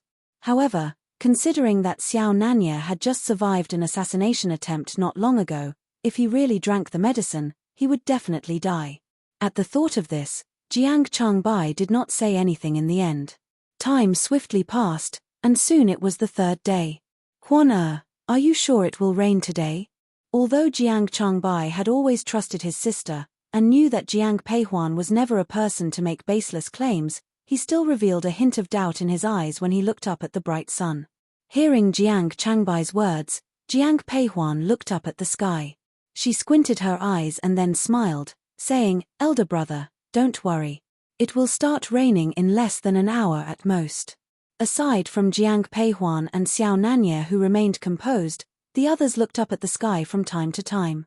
For the past 3 days, the people from King Chuzhang's mansion had been making clamors outside the military camp, but no matter how much they yelled, there was no response from Xiao Nanya's side. As time passed, the words from those people became increasingly unbearable, and the soldiers on Xiao Nanya's side were feeling quite suppressed. An hour passed quickly. This time, not only Jiang Changbai but also Lin Xingqin were getting impatient. The two walked towards Xiao Nanya's tent. As they were lifting the curtain, they heard a clap of thunder. Soon after, big raindrops started falling. The sky that was clear just moments ago was instantly covered with dense clouds. The two looked at each other and saw surprise in each other's eyes. Inside the tent, Jiang Peihuan watched as Han Feng was helping Xiao Nanya put on his armor and couldn't help but frown slightly. Seeing Jiang Changbai and Lin Xingqin enter together, Jiang Peihuan turned her head towards them. Huan you really are magical. It actually started raining, Jiang Changbai exclaimed. The rain will get heavier tonight, Jiang Peihuan replied. Elder brother, victory or defeat will be determined tonight. If we succeed tonight, we can return to the capital soon, she continued. I understand, Jiang Changbai said. Your Highness, how are your injuries? At this moment, Jiang Changbai noticed that Xiao Nanye had changed into his military attire and, considering Xiao Nanye's injuries, worry appeared in his eyes. But Xiao Nanye casually said, it's no big deal. Tonight, all of you are going to act, and I, as the commanding general, naturally have to show up. If one keep hiding, it will arouse the suspicions of King Chujiang. Elder brother, please arrange for dinner to be prepared. We have a tough battle tonight, Jiang Peihuan said. I will arrange it right away, Jiang Changbai replied. As Jiang Changbai instructed the cooks to prepare a full meal, he also passed down the military orders. When the people learned that they were going to fight tonight, their eyes were filled with excitement. When the sky was completely dark, Xiao Nanye, accompanied by Han Feng, left the camp with Jiang Peihuan following beside him. Dressed in military attire, Jiang Peihuan appeared slender, but in the rain, she carried an inexplicably cold aura. I will go first, Jiang Changbai said, leading the soldiers and stopping in front of King Chujiang's camp, as he looked towards Xiao Nanye. The man nodded and then turned to Han Feng and ordered, beat the drums. The sound of drums in the rain was exceptionally sharp. Inside King Chujiang's tent. Your Highness, Xiao Nanye is leading his troops to attack, a soldier reported. Having been refused battle for 3 consecutive days, King Chujiang was very complacent. He had even decided to directly attack Xiao Nanye's camp at dawn. But hearing the soldier's words, King Chujiang's eyes were filled with panic and surprise. He only reacted when he heard the sound of drums. Bring me my armor, he ordered. Quickly, King Chujiang changed into his armor. When he emerged from his tent, Jiang Changbai had already led his soldiers into the camp. Seeing Jiang Changbai on horseback, King Chujiang's eyes were full of fury. Jiang Changbai, today, I will ensure that your arrival here becomes a journey with no return. Considering that King Chujiang had recovered significantly from his injuries, he immediately charged forward as soon as he saw Jiang Changbai. Jiang Changbai didn't say much and immediately went all out to fight. Not far away, Jiang Peihuan sat on Lai Feng's back, closely watching the situation on Jiang Changbai's side. This wasn't the first time Jiang Peihuan had seen her brother in combat. She had always known that her brother was a martial arts expert, but at this moment, her eyes still revealed a touch of pride. Follow current novels on tarpnovelful.com.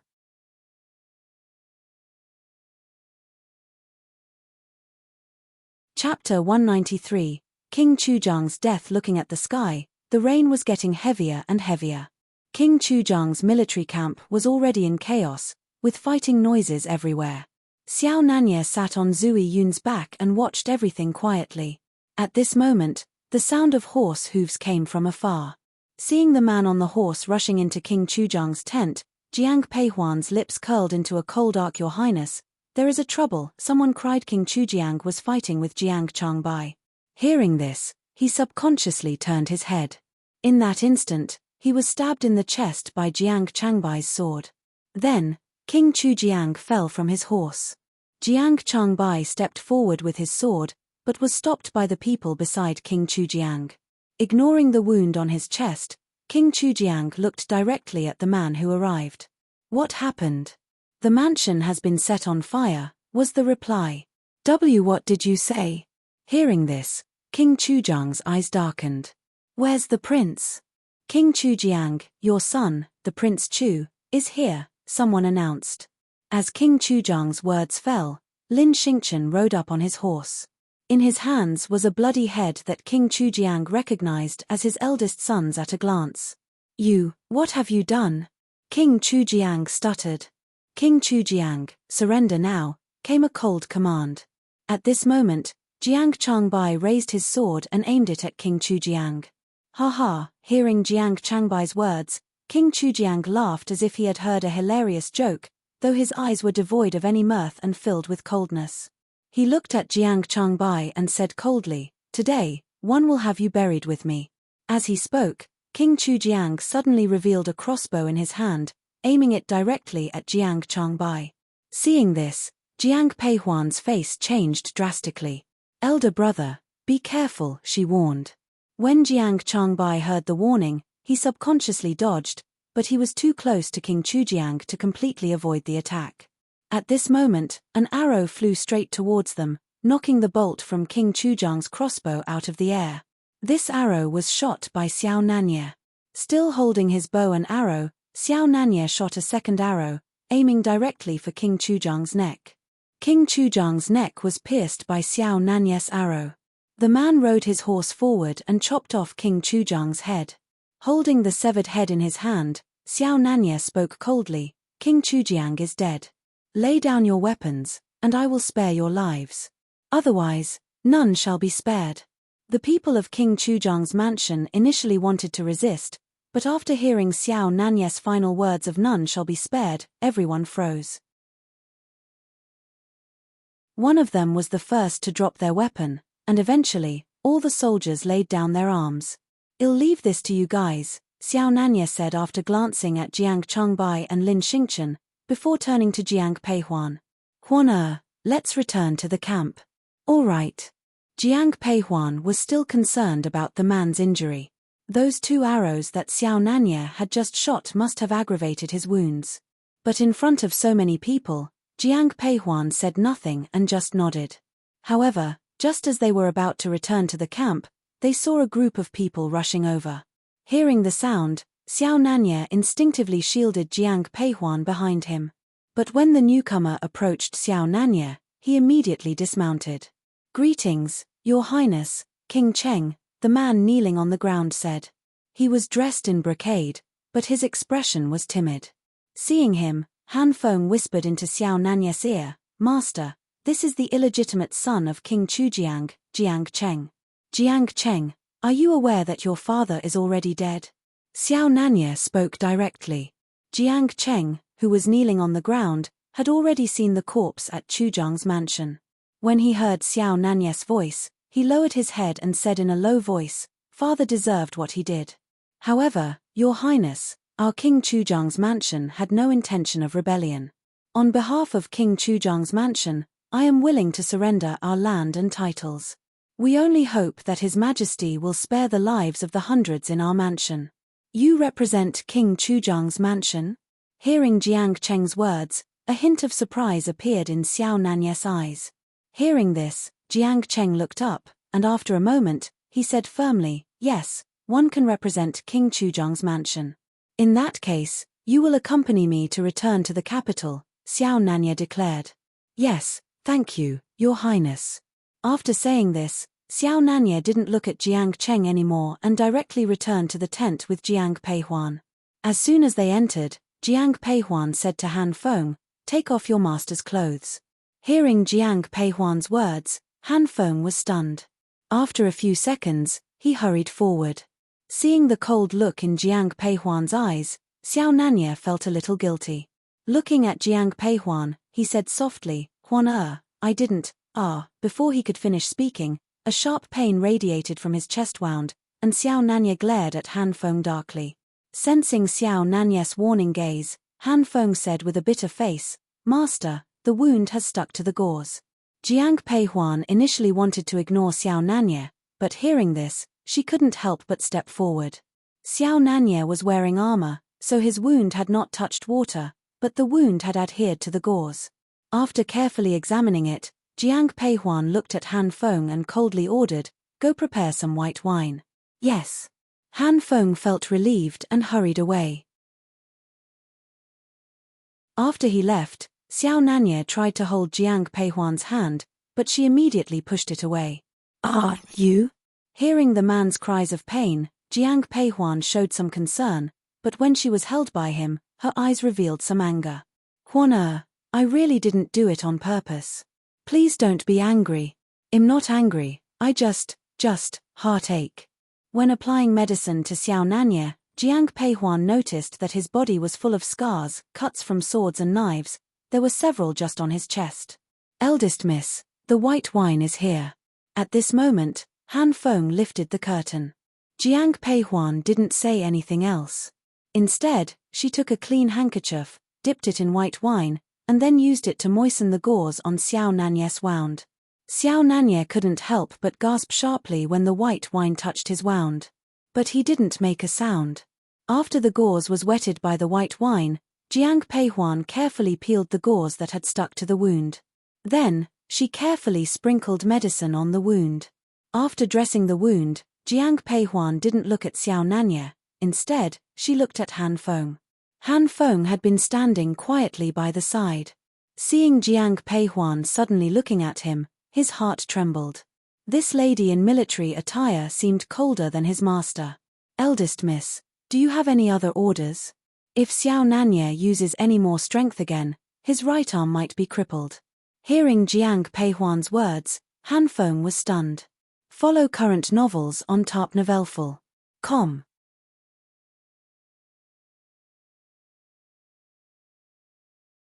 Chapter 194, Finding Meng Yi. A few seconds later, he looked firmly at Jiang Peihuan and said, "Eldest miss, rest assured, from this moment on, one will make sure that the master does not exert any strength." In the time that followed, Han Feng stayed close to Xiao Nanye, hardly leaving his side. After Jiang Peihuan treated Xiao Nanye's wound, she left the man's tent directly. That night, Jiang Peihuan did not rest in Xiao Nanye's tent. Until the next day, Xiao Nanye had not seen Jiang Peihuan appear before him. Xiao Nanye, who had waited all night, could not hold back any longer. "What are you doing?" Just as he reached the entrance of the tent, he saw Han Feng standing in front of him. Han Feng swallowed his saliva when he saw Xiao Nanye's cold expression. Then, he said softly, "Master, one think you should rest well. If eldest miss finds out that you hurt yourself again, she will definitely be angry." Hearing Jiang Peihuan's name, the anger in Xiao Nanye's eyes dissipated a little. However, when he spoke to Han Feng, the man's expression was still cold. "You have learned to handle me well now. I wouldn't dare." Han Feng couldn't help but mutter, but when Xiao Nanye looked over, he quickly shut his mouth.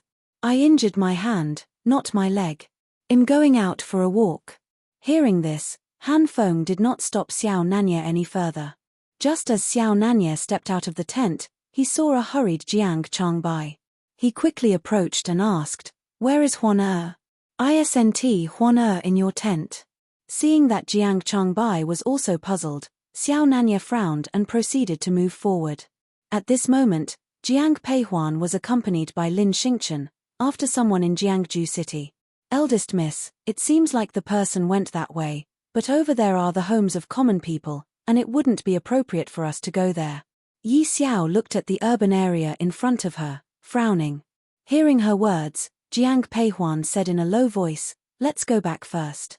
After thinking for a moment, Jiang Peihuan turned to Yi Xiao and said, "Arrange for people to keep watch at each intersection. If there is any movement, notify me immediately." "Yes." "Eldest miss, who were you chasing just now?" "It was someone under my father's command."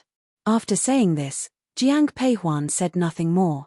Because King Chujiang was already dead, and King Chujiang's mansion was under Jiang Cheng's control, Jiang Peihuan decided to go into the city to buy some things.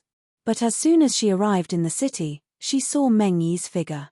Jiang Peihuan did not know why Meng Yi would appear here, but she knew that there must be some conspiracy involved.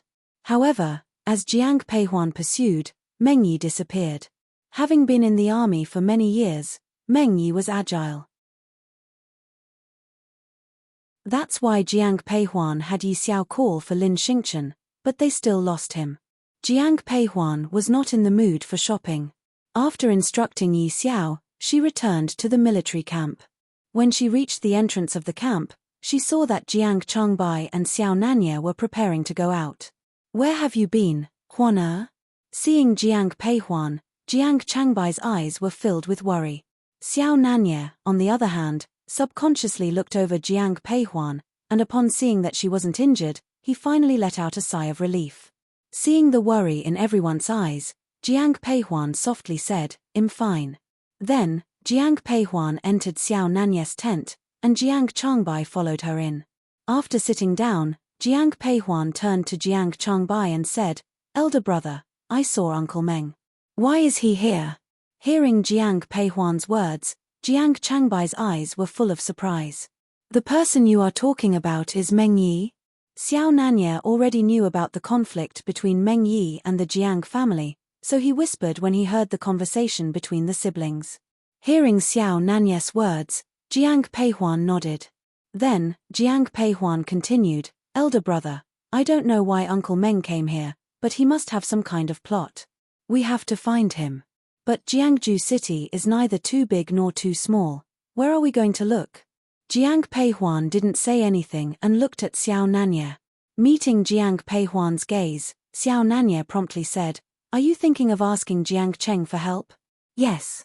Facing Xiao Nanye's gaze, Jiang Peihuan replied, "The Chujiang royal mansion has been in Jiangju for many years, almost as if it's the local emperor.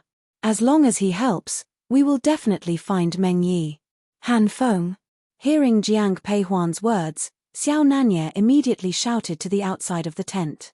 Just as Xiao Nanye's voice fell, Han Feng walked in. "Master, go and call Jiang Cheng.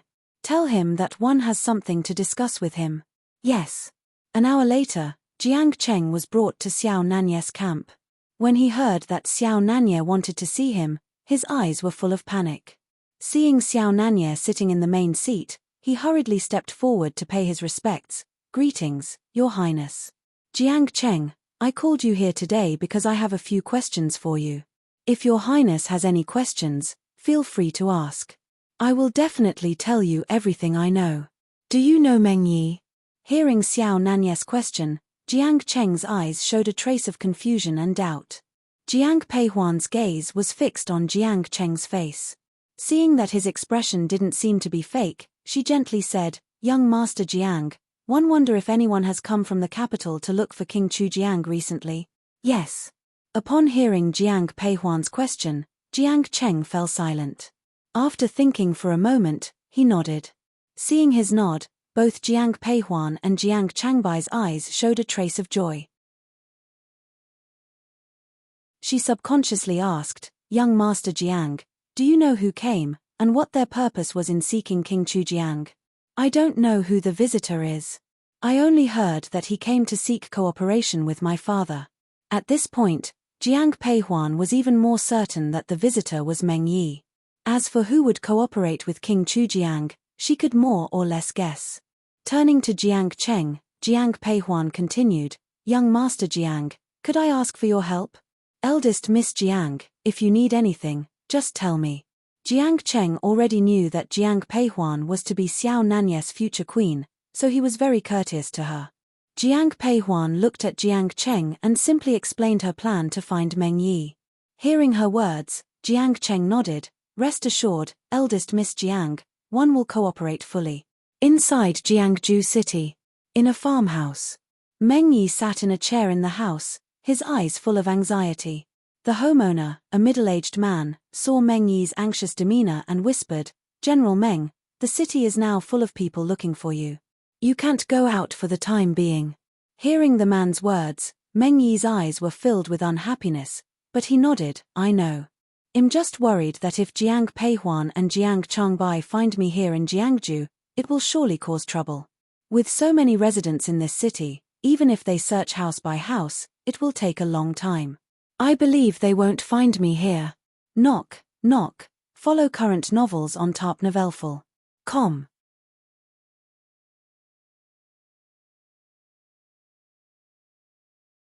Chapter 195. Plan. As soon as the man finished speaking, there was a knock on the door. Upon hearing this sound, both Meng Yi and the man's eyes showed a hint of panic and unease. After exchanging a glance, the farmer asked in a questioning tone, "Who is it?" "Uncle Li, it's me," came the reply. After a moment of silence, the person outside spoke again in a low voice. Hearing this voice, the farmer, known as Uncle Li, sighed in relief, but Meng Yi's eyes still showed a hint of caution. When the farmer went to open the door, Meng Yi quickly hid behind a nearby tree. Meng Yi only walked out when he saw that the man was not followed by anyone. "Li San, why are you here at this time?" he asked. Li San was the nephew of the farmer. Both of them were Xiao Junhouse men, but they had been arranged to stay here by the Qing mansion a long time ago. Hearing his uncle's words, Li San spoke softly. Everyone in the city is now searching for General Meng everywhere. We need to find a way to get General Meng out. Of course we have to get him out, but how can we do it under these circumstances? Uncle Li replied. Hearing his uncle's words, Li San lowered his head and said softly, I have an idea. What idea? Before Uncle Li could say anything, Meng Yi could not help but speak. Although he still felt a bit panicked, considering the predicament he was currently in, he was somewhat worried. Looking at Meng Yi, Li San whispered, General Meng, tomorrow night I have to transport a cart of fruit to the outskirts of the city. At that time, you can hide in my cart. I will conceal you among the fruit. You will be safe. Are you sure it will work? Meng Yi asked. Please rest assured, General Meng, it will work, Li San assured. Seeing that Li San was very confident, Meng Yi nodded his head in agreement. After everything was arranged, Li San then turned to Uncle Li and said, Uncle, I'll go back first. I'll come back to pick up General Meng tomorrow. All right, be careful on the road, Uncle Li responded. Li San nodded, then turned to Meng Yi and gave a bow before leaving. After Li San left, he walked a distance before heading in the direction of the King Chujiang mansion. In the military camp, Jiang Peihuan was changing the bandages for Xiao Nanya when she saw Jiang Changbai lift the curtain. Seeing Jiang Peihuan tending to Xiao Nanya's wounds, Jiang Changbai remained silent. Only after she had finished everything, did he turn to Jiang Peihuan and say, Huan there is news. Meeting Jiang Peihuan's gaze, Jiang Changbai said softly, a message has just come from King Chujiang's mansion, saying that they have found Uncle Meng's hiding place. But Huan why won't you let me go to find him right now? Elder brother, going now would be akin to alerting the enemy, she replied. I want him to reveal himself voluntarily. After saying this, Jiang Peihuan continued, Elder brother, let's go together tomorrow night. We must not let him escape. In her previous life, the entire Jiang family had been exterminated. The person Jiang Peihuan hated the most was Xiao Juanhao, and the second most hated would be Meng Yi. Meng Yi was originally just an ordinary person. It was only because of Jiang Hong's guidance that he rose to his current position. However, not only did Meng Yi not feel any gratitude towards Jiang Hong, but he also schemed against him in every way possible, especially when he had poisoned Jiang Changbai in the Northern Territory. In her past life, Jiang Changbai was directly poisoned to death. Jiang Hong and his wife were devastated by this incident. Thinking about these things, Jiang Peihuan couldn't help but wish she could kill Meng Yi immediately. The next evening, after arranging everything, Jiang Peihuan and Jiang Changbai left the military camp. However, they saw Xiao Nanya following behind them. Seeing him, there was a hint of helplessness in Jiang Peihuan's eyes. Your wounds are still, I'm just coming with you and won't do anything that would strain my injuries, Xiao Nanya softly interrupted before she could finish speaking. Hearing this, the speechlessness in Jiang Peihuan's eyes deepened, but she didn't say anything. She just turned her gaze to Han Feng. Meeting Jiang Peihuan's eyes, Han Feng's eyes were full of frustration, but under the pressure, he still said, Eldest Ice, rest assured, I will definitely take good care of the A-Laster. Outside of Jiang City, Meng Yi was hiding inside a fruit cart. Seeing that everything was quiet along the way, he couldn't help but let out a sigh of relief, a trace of satisfaction appearing in his eyes. However, seeing that Li San continued to move forward, he whispered, That's enough, let me down here, and you should hurry back. General Meng, there's no need to rush, Li San replied with a smile. Because it was dark, Meng Yi didn't see the inexplicable mockery in Li San's eyes. Just as Meng Yi was about to speak, he heard the sound of horse hooves. He subconsciously turned around and saw Jiang Changbai on horseback. Meng Yi prepared to flee, but Jiang Changbai spurred his horse forward. Looking at Meng Yi, who was attempting to get up, he said with a mocking smile, Uncle Meng, where are you planning to go? Seeing Jiang Changbai on the horse, Meng Yi's eyes were filled with mixed emotions. After a moment of silence, he suddenly drew his large sword. Meng Yi swung directly at Jiang Changbai, but his wrist was suddenly hit with a sharp pain. It turned out that Jiang Peihuan, who was rushing over, had seen this scene. She quickly drew the long whip from her waist, flicked her wrist, and lashed it towards Meng Yi's wrist. In pain, Meng Yi turned his head and saw Jiang Peihuan approaching. "You," he began.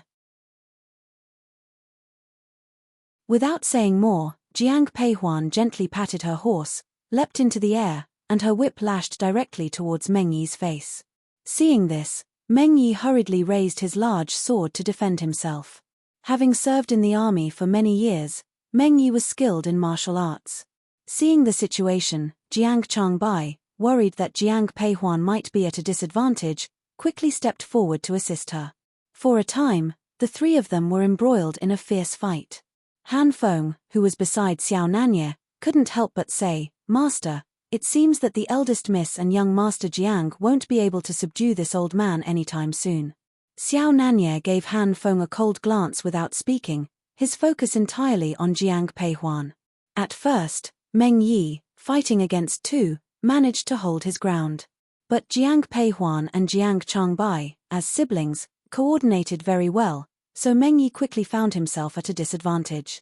When Jiang Peihuan's whip wrapped around Meng Yi's wrist, Jiang Changbai's sword thrust directly towards Meng Yi's shoulder. Moments later, Meng Yi fell to the ground. Looking at the gloomy eyes of Jiang Peihuan and Jiang Changbai, Meng Yi laughed mockingly. "If you have the guts, kill me. Everyone in the court knows that I am under Jiang Hong's command. If I die here, your general's mansion will not get away with it." Hearing this, the anger in Jiang Peihuan's eyes actually dissipated. Seeing Jiang Changbai about to act, she stepped forward to stop him. "Elder brother, don't kill him. We shouldn't dirty our hands." Li San had already left, so Jiang Peihuan spoke without any restraint. Looking at Meng Yi, she coldly asked, "Why are you doing this?" Follow current novels on tarpnovelful.com.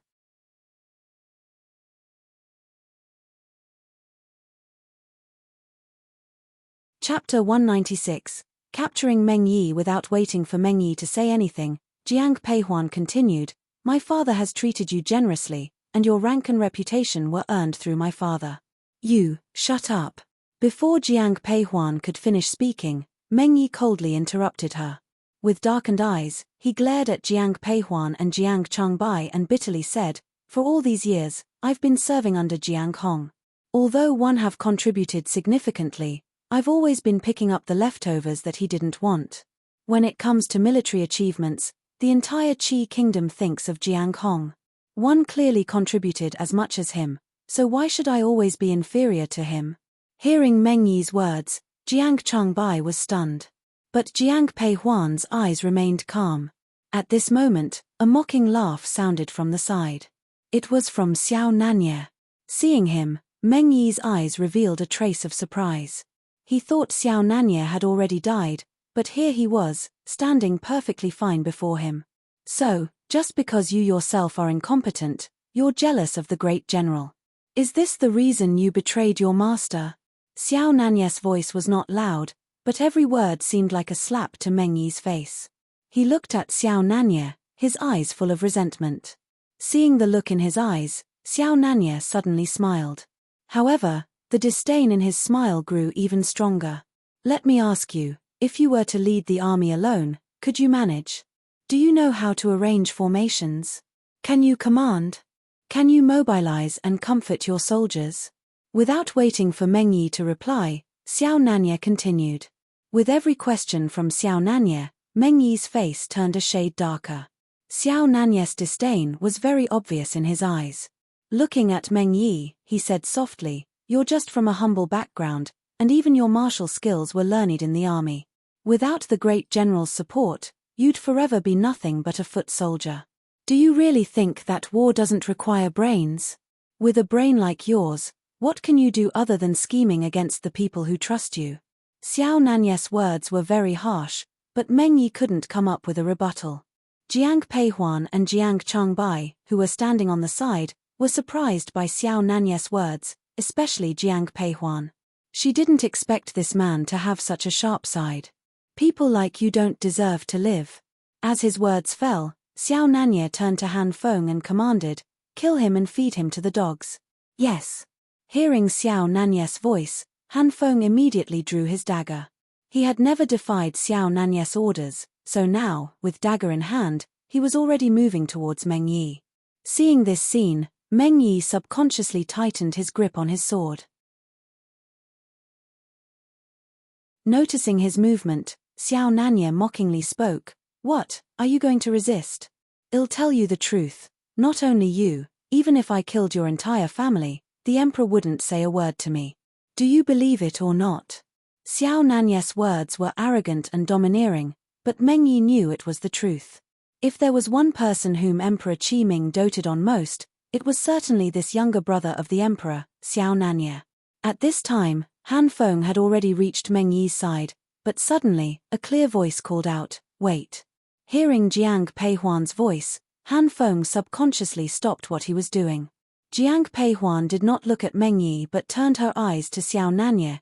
"Killing him this way will bring unnecessary trouble. Let's take him back to the capital, Jingdo, and let His Majesty deal with it." "Fine, well listen to Huan." When Xiao Nanye looked at Jiang Peihuan, the coldness in his eyes instantly vanished, replaced entirely by warmth. Seeing Xiao Nanye's sudden change of face, Jiang Changbai couldn't help but twitch the corner of his mouth. Han Feng, on the other hand, was already very accustomed to this scene. The few of them brought Meng Yi back to the camp. On the third day, Xiao Nanye was preparing to return to the capital.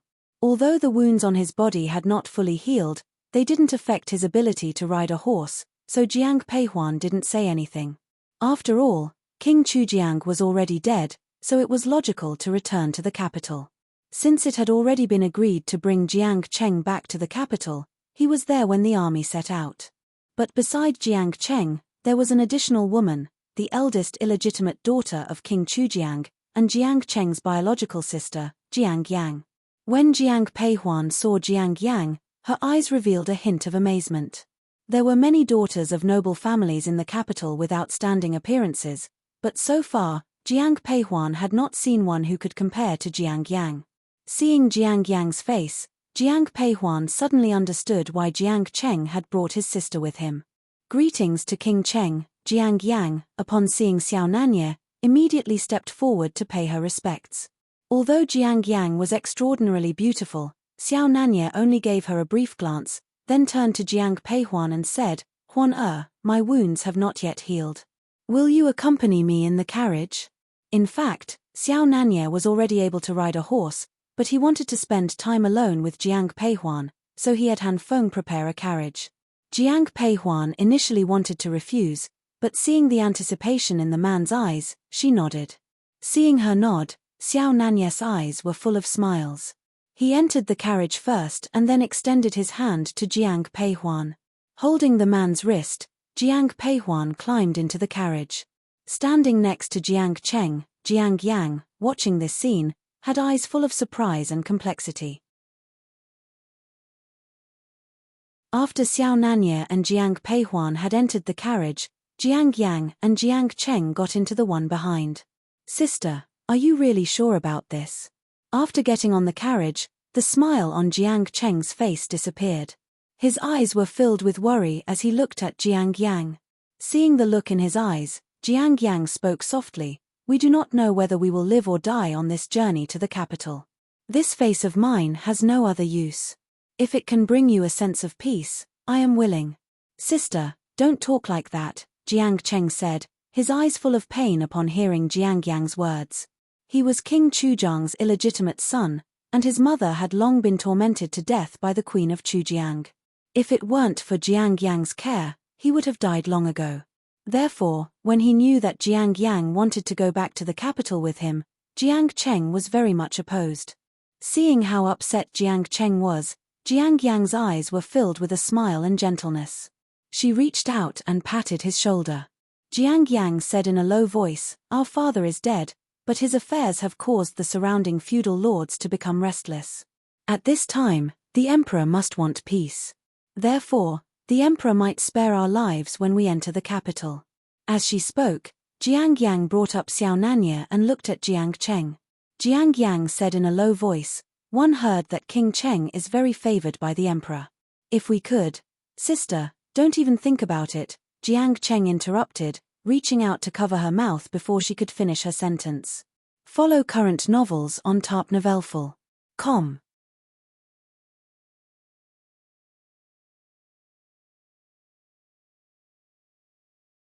Chapter 197. Returning to the capital a few seconds later, Jiang Yang helplessly looked at her brother and said, "What are you thinking? Do you think I want to have any relationship with King Cheng?"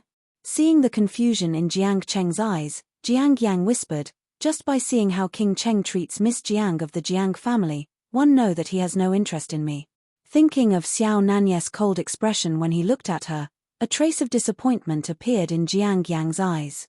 Initially, when she came, she did harbor such thoughts, but upon seeing Xiao Nanye's care for Jiang Peihuan, she instantly let go of this idea. Upon hearing this, Jiang Cheng let out a sigh of relief. Looking at Jiang Yang, he lowered his voice and said, "Although I haven't had much contact with King Cheng, I can see that he is very attentive to Miss Jiang. That Miss Jiang is really fortunate," he added at this point. Envy filled Jiang Yang's eyes. While the Jiang siblings were discussing Jiang Peihuan, she also mentioned the two of them. Looking at the man beside her, Jiang Peihuan could not help but ask, "Jiang Cheng brought his sister to the capital this time. What do you think?"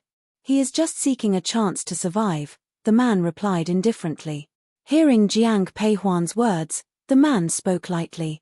"That Miss Jiang Yang is indeed very beautiful. Perhaps things will take a turn.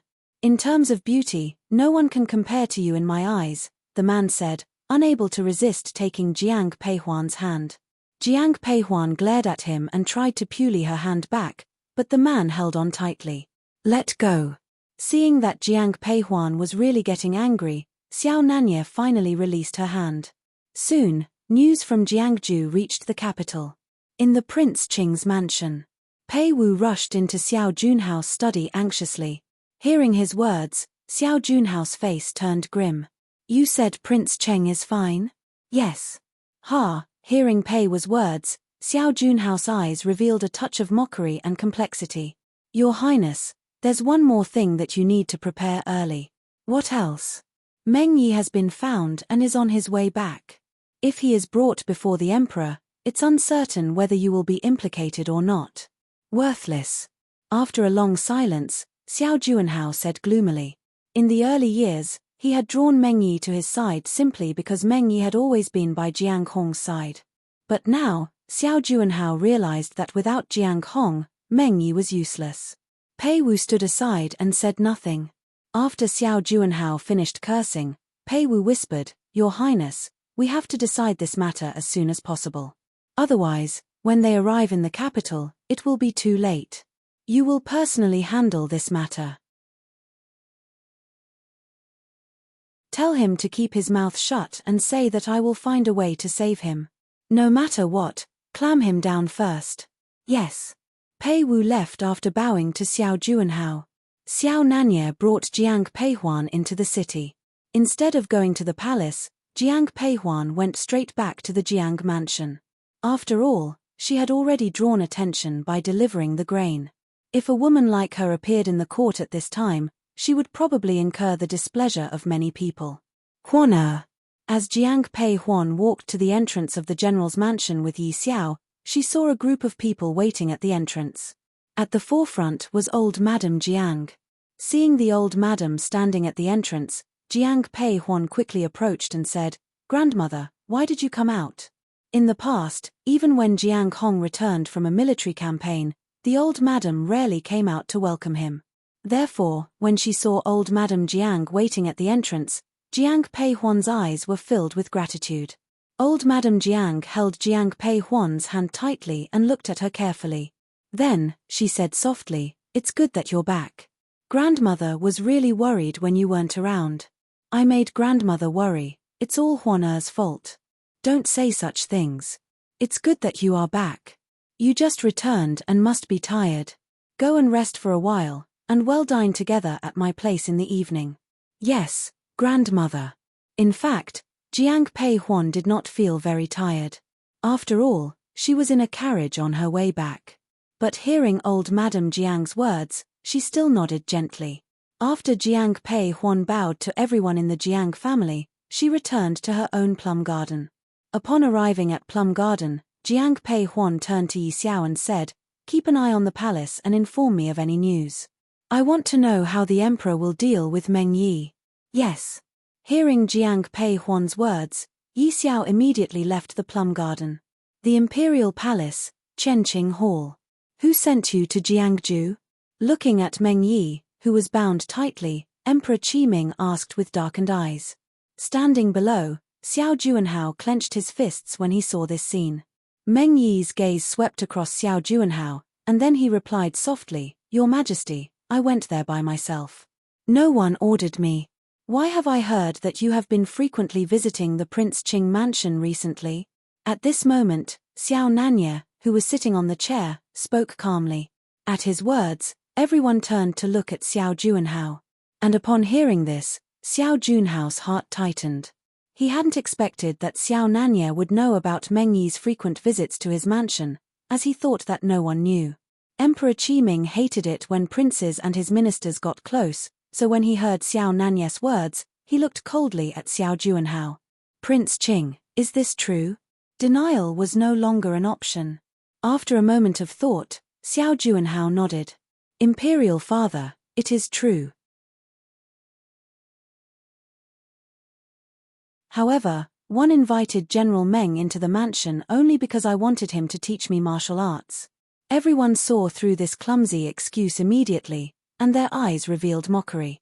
"Imperial father, to my knowledge, my imperial uncle also frequently visits the general's mansion." Hearing Xiao Junhao's words, Emperor Qiming turned his gaze towards Xiao Nanya. Xiao Nanya remained seated, not changing his posture. When he met Emperor Qiming's gaze, he nodded directly, "That's right. I often go to the general's mansion. I'm about to get married with the eldest miss of the Jiang family. Can't one go and see my future wife?" "Prince Qing, you claim that you invited Meng Yi to your mansion to teach you martial arts. Yet, I have heard that he spent a long time in your mansion the night before he left for Jiangju. Are you sure you had nothing to do with this?" "Imperial uncle, what do you mean by this? Are you suspecting that I sent General Meng to Jiangju? What benefit would that bring me?" "I don't know what benefit it would bring to Prince Qing, but I am very clear about the harm it could bring to me." "Imperial uncle, how can you be so suspicious of me?" "Your Majesty, someone from the King Chujiang mansion seeks an audience." At this moment, Wang Kuan walked in front of Emperor Qiming. Upon hearing the words King Chujiang's mansion, Emperor Qiming's eyes revealed a hint of malice. The heads of King Chujiang and his son were right there in the box next to him. Seeing this, Emperor Qiming's expression eased slightly. He glanced at Wang Kuan and said calmly, "Let them in. Follow current novels on tarpnovelful.com.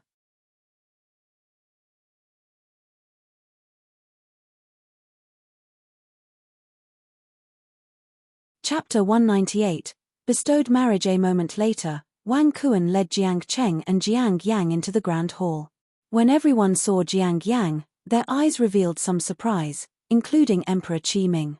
However, when he saw the two heads on the ground, he still said coldly, "So, you two are the illegitimate son and daughter of King Chujiang?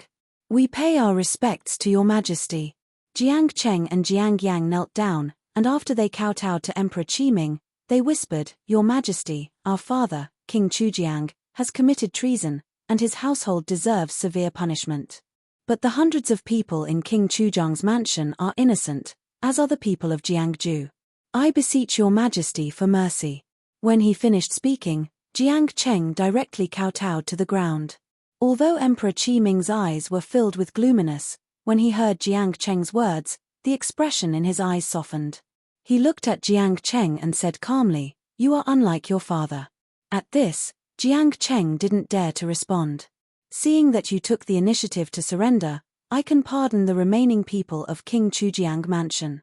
But from today, the King Chujiang Mansion must relinquish its military power in its territory, and all taxes will be increased by 20%. Do you have any objections?" "Your servant obeys your Majesty's decree." "One, thank your Majesty." Upon hearing Emperor Qiming's words, Jiang Cheng quickly kowtowed. Jiangju was a vast coastal region, and increasing taxes by 20% was not significant for the area. As for military power in the territory, Jiang Cheng had long given up on such thoughts. At this time, Jiang Cheng turned to look at Jiang Yang beside him.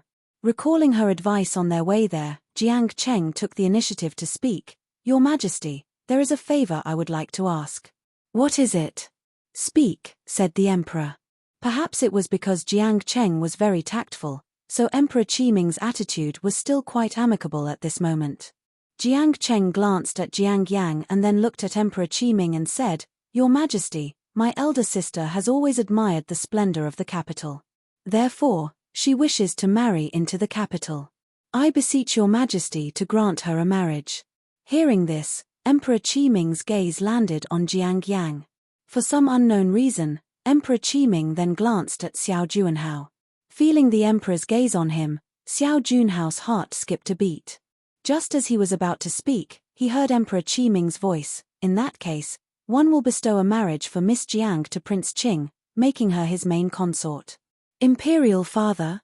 Emperor Qiming's voice was not loud, but it reached the ears of everyone in the grand hall. Upon hearing the emperor's words, Xiao Junhao's face changed completely. His eyes were filled with resistance and unwillingness. But when Emperor Qiming heard his voice, he looked at him calmly and asked, "Are you dissatisfied with my decree?" "I dare not." "Thank you, Imperial father." Xiao Juanhao clenched his fists tightly. After a few seconds of silence, he smiled and kowtowed to Emperor Qiming. Jiang Yang was also stunned by Emperor Qiming's arrangement. She had always been proud of her beauty and thought that Emperor Qiming would take her into the palace. She did not expect the emperor to directly bestow her to Prince Qing. Subconsciously, Jiang Yang looked towards Xiao Juanhao. She had inquired about the emperor's sons before coming here, and it seemed that this Prince Qing was not favored by Emperor Qiming. But at this moment, she had no other choice. At this moment, Emperor Qiming smiled and looked at Jiang Yang. "Miss Jiang, one will bestow you with the marriage of Prince Qing as his main consort.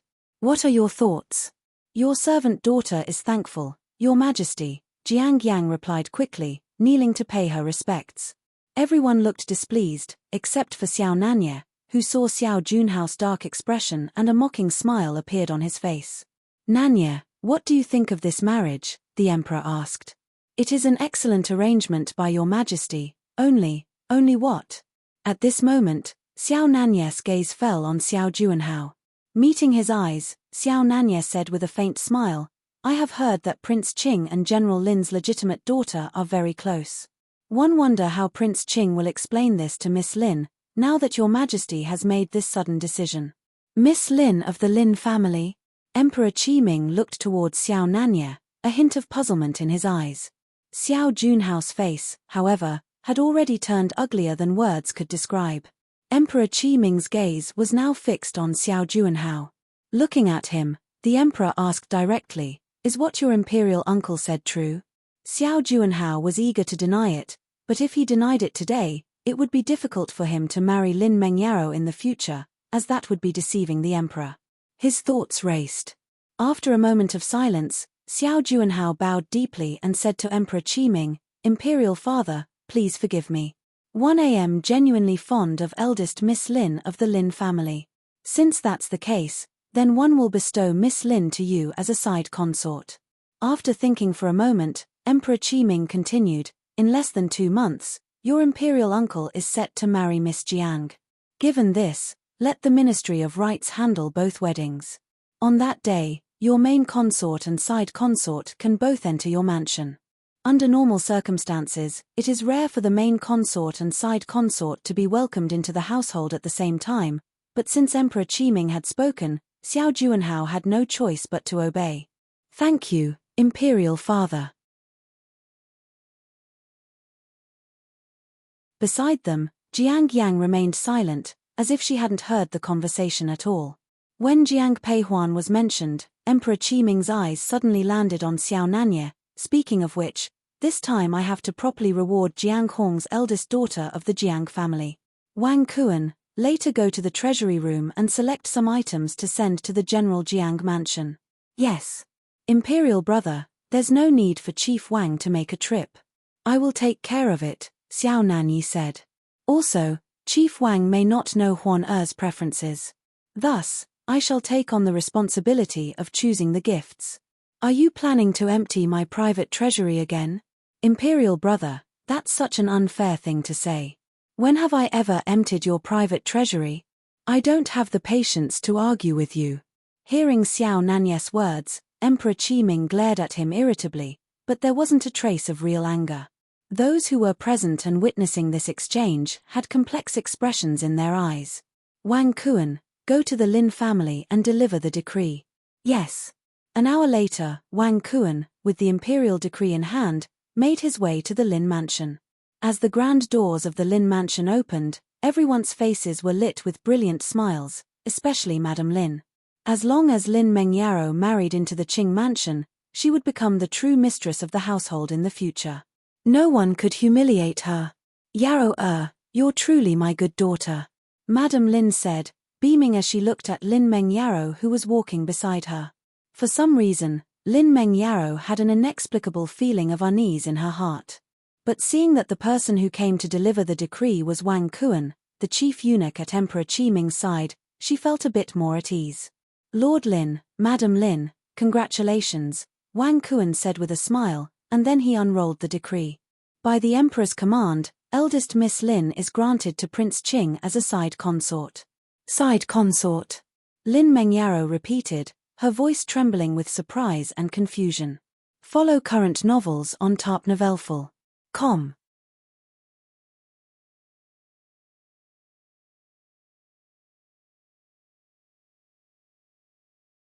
Chapter 199, Side Consort. The Lin family's people were all smiling, but when they heard Wang Kun's words, everyone's face changed, and Lin Mengyao's smile froze instantly. She raised her head, abandoning her usual composure, and directly addressed Wang Kuan, eunuch, could the decree have been announced incorrectly? Miss Lin, you must be joking. I wouldn't dare to commit such a serious crime. Wang Kuan replied with a smile. Although Wang Kun's face still held a trace of a smile, but there was no humor in his eyes. He looked at Lin Mengyaro and spoke softly, Miss Lin, please accept the decree. Holding the imperial decree in Wang Kun's hands, Lin Mengyaro felt as if she was about to collapse but still forced a smile.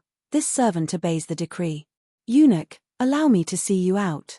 Lin Ruhai, who had many years of experience in officialdom, hurriedly approached as Wang Kuan was leaving. As Lin Ruhai saw Wang Kuan out, he subtly slipped a pouch into Wang Kun's hand. The pouch was light and weightless. Clearly, it was filled with silver notes. Lord Lin is too kind, said Wang Kuan, his face brightening as he pocketed the pouch. Stepping forward, Lin Ruhai lowered his voice and asked, Eunuch, could you give me some hint as to the reason behind this decree? Lord Lin, the main consort of Prince Qing, is the daughter of the King Chujiang mansion, Wang Kuan replied.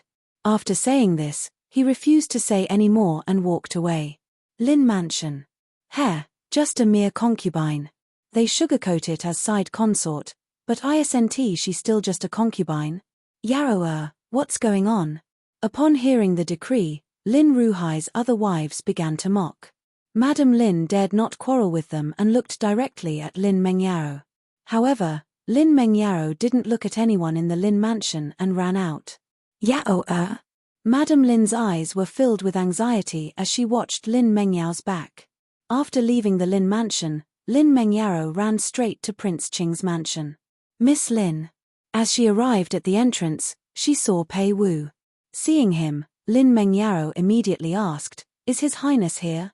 One need to see him. I will take you to him, replied Pei Wu. Thank you. Lin Mengyaro followed Pei Wu to the door of Xiao Junhao's study. Lin Mengyao's eyes were filled with unwillingness, but she still knocked on the door. Come in. Hearing the voice from inside, Lin Mengyaro pushed the door open and entered. Xiao Junhao was practicing calligraphy. Lin Mengyaro approached and bowed to him, saying, Your Highness.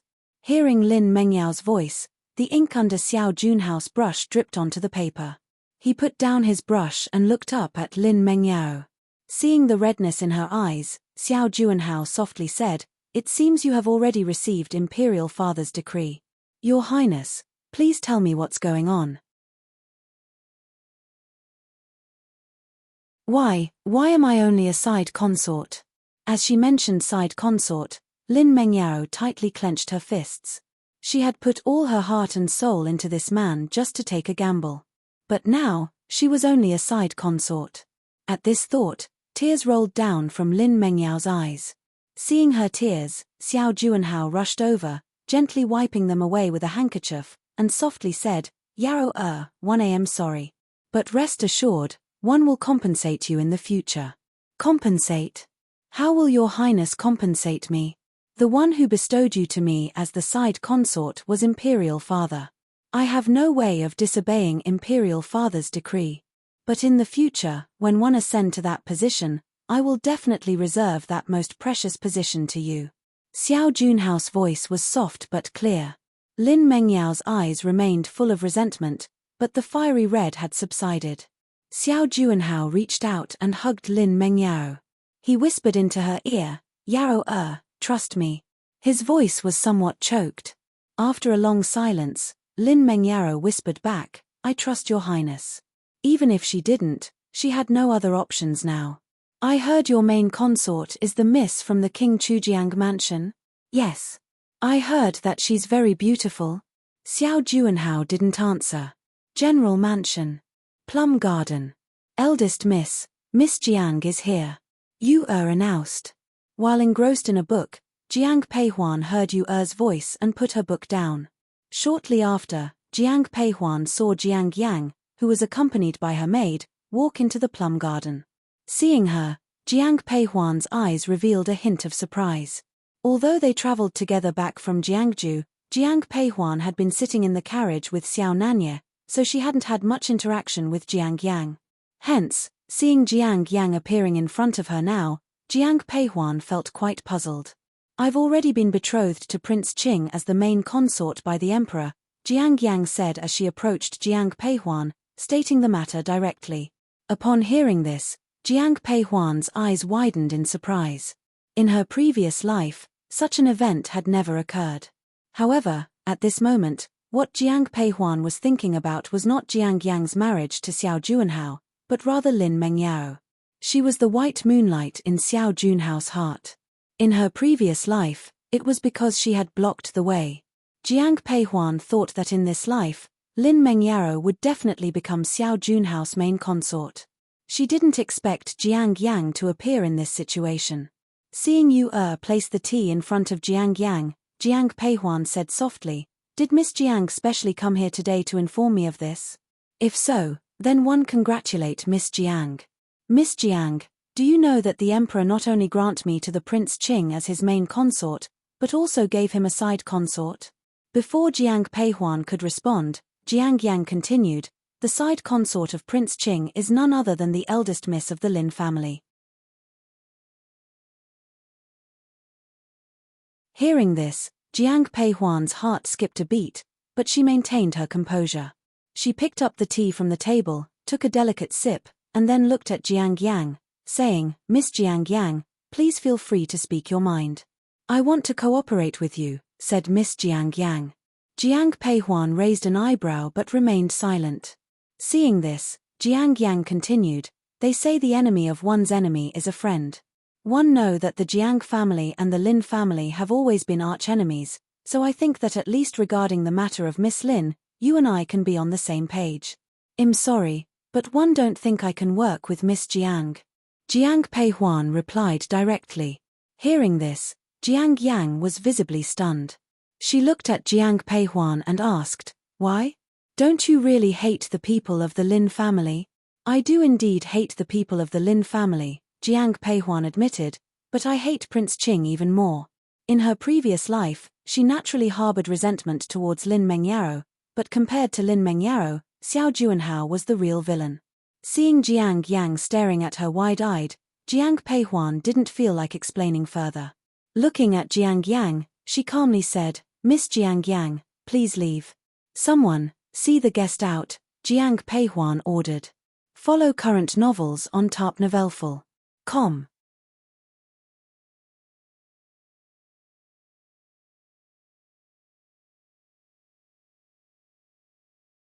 Chapter 200. Meng Yi's suicide. Before Jiang Yang could finish speaking, Jiang Peihuan interrupted her directly. Meeting her puzzled gaze, Jiang Peihuan continued to speak. Miss Jiang, I know you want to establish your own connections in the capital, but you shouldn't have come to me. Miss Jiang, please leave. Yu was waiting at the door. Hearing Jiang Peihuan's voice, she immediately walked in. Jiang Yang still wanted to say something, but when she saw Jiang Peihuan's cold expression, she eventually turned around and left. When she walked out of the door, Jiang Yang saw a familiar figure. It was Xiao Nanye. Jiang Yang's gaze was firmly fixed on Xiao Nanye, but the man seemed to not see her, smiling warmly as he walked towards the plum garden. Huan. As he approached the entrance, Xiao Nanye softly called. His voice was very gentle. Hearing this, a complex look appeared in Jiang Yang's eyes. She paused for a moment, but eventually left directly. Upon hearing Xiao Nanye's voice, some of the indifference in Jiang Peihuan's eyes dissipated. Although she appeared normal, Xiao Nanye clearly sensed a change in her demeanor.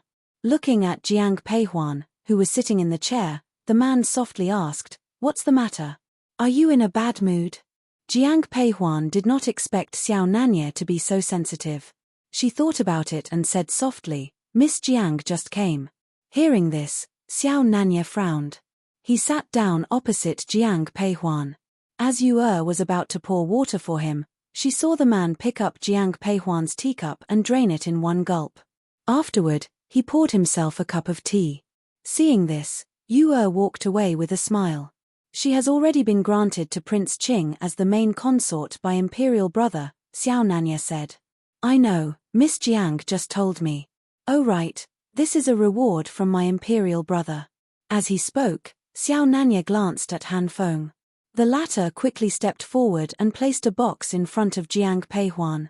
"Open it and see." Upon hearing Xiao Nanye's words, Jiang Peihuan gently opened the box before her. There were all kinds of jewelry inside, and every one of them was extraordinary. Seeing these items, a slight smile appeared in Jiang Peihuan's eyes.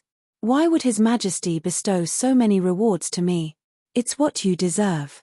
By the way, Meng Yi has already been imprisoned by the Emperor." Upon hearing Meng Yi's name, a cold look appeared in Jiang Peihuan's eyes. After thinking for a moment, she looked at Xiao Nanye and said, "Didn't His Majesty interrogate Meng Yi?" "He has indeed been interrogated, but no matter what, Meng Yi refuses to speak, so," seeing Jiang Peihuan's expression turning grim, Xiao Nanye softly said, "Don't worry, we will eventually find out everything Meng Yi has done. I'm not worried."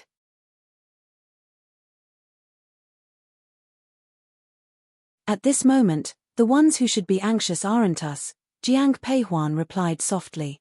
Hearing her words, Xiao Nanye was slightly taken aback, but then he laughed and said, "Huan is right. The ones who should be anxious at this moment are not us." A faint, inexplicable mockery appeared in the man's smiling eyes. Prince Qing's mansion. Finally managing to calm Lin Mengyao, Xiao Junhao's eyes were filled with exhaustion after she left.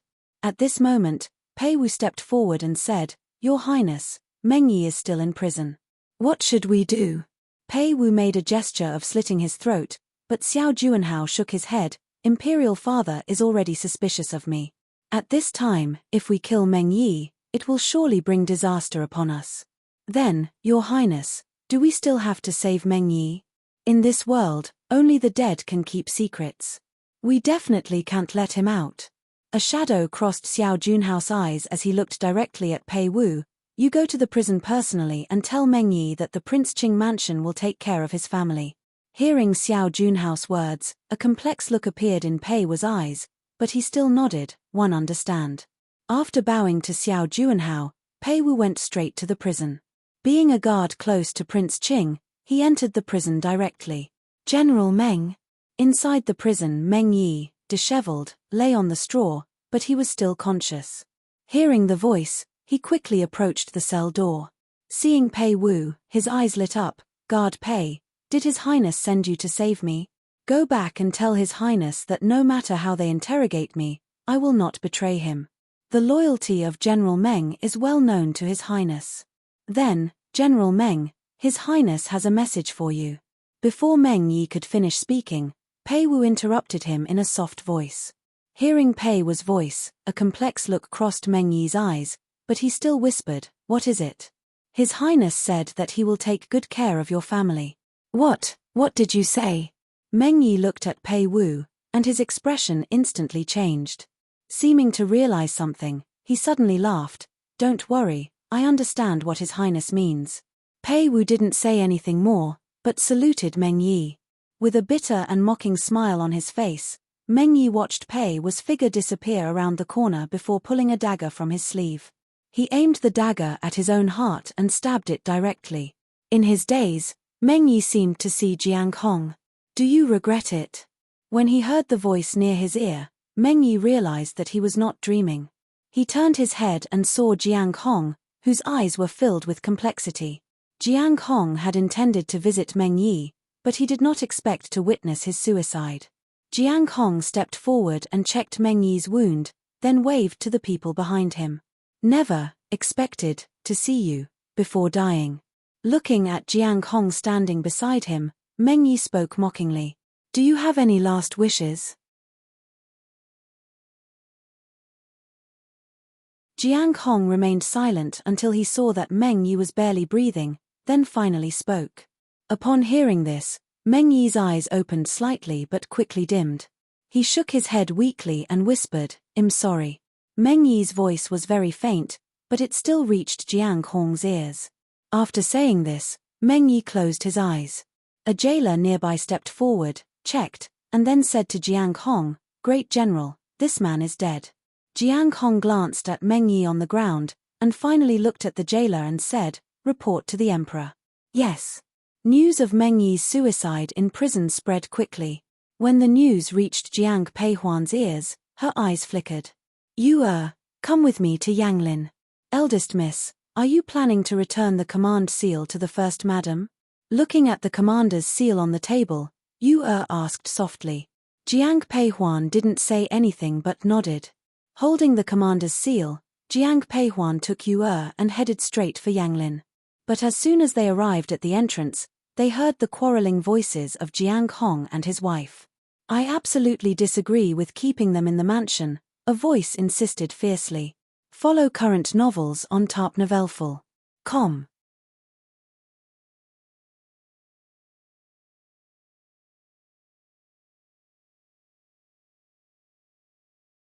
Chapter 201, Meng Yi's Child. It was Shuiyang's voice. Hearing the argument, Jiang Peihuan's eyes showed a hint of confusion.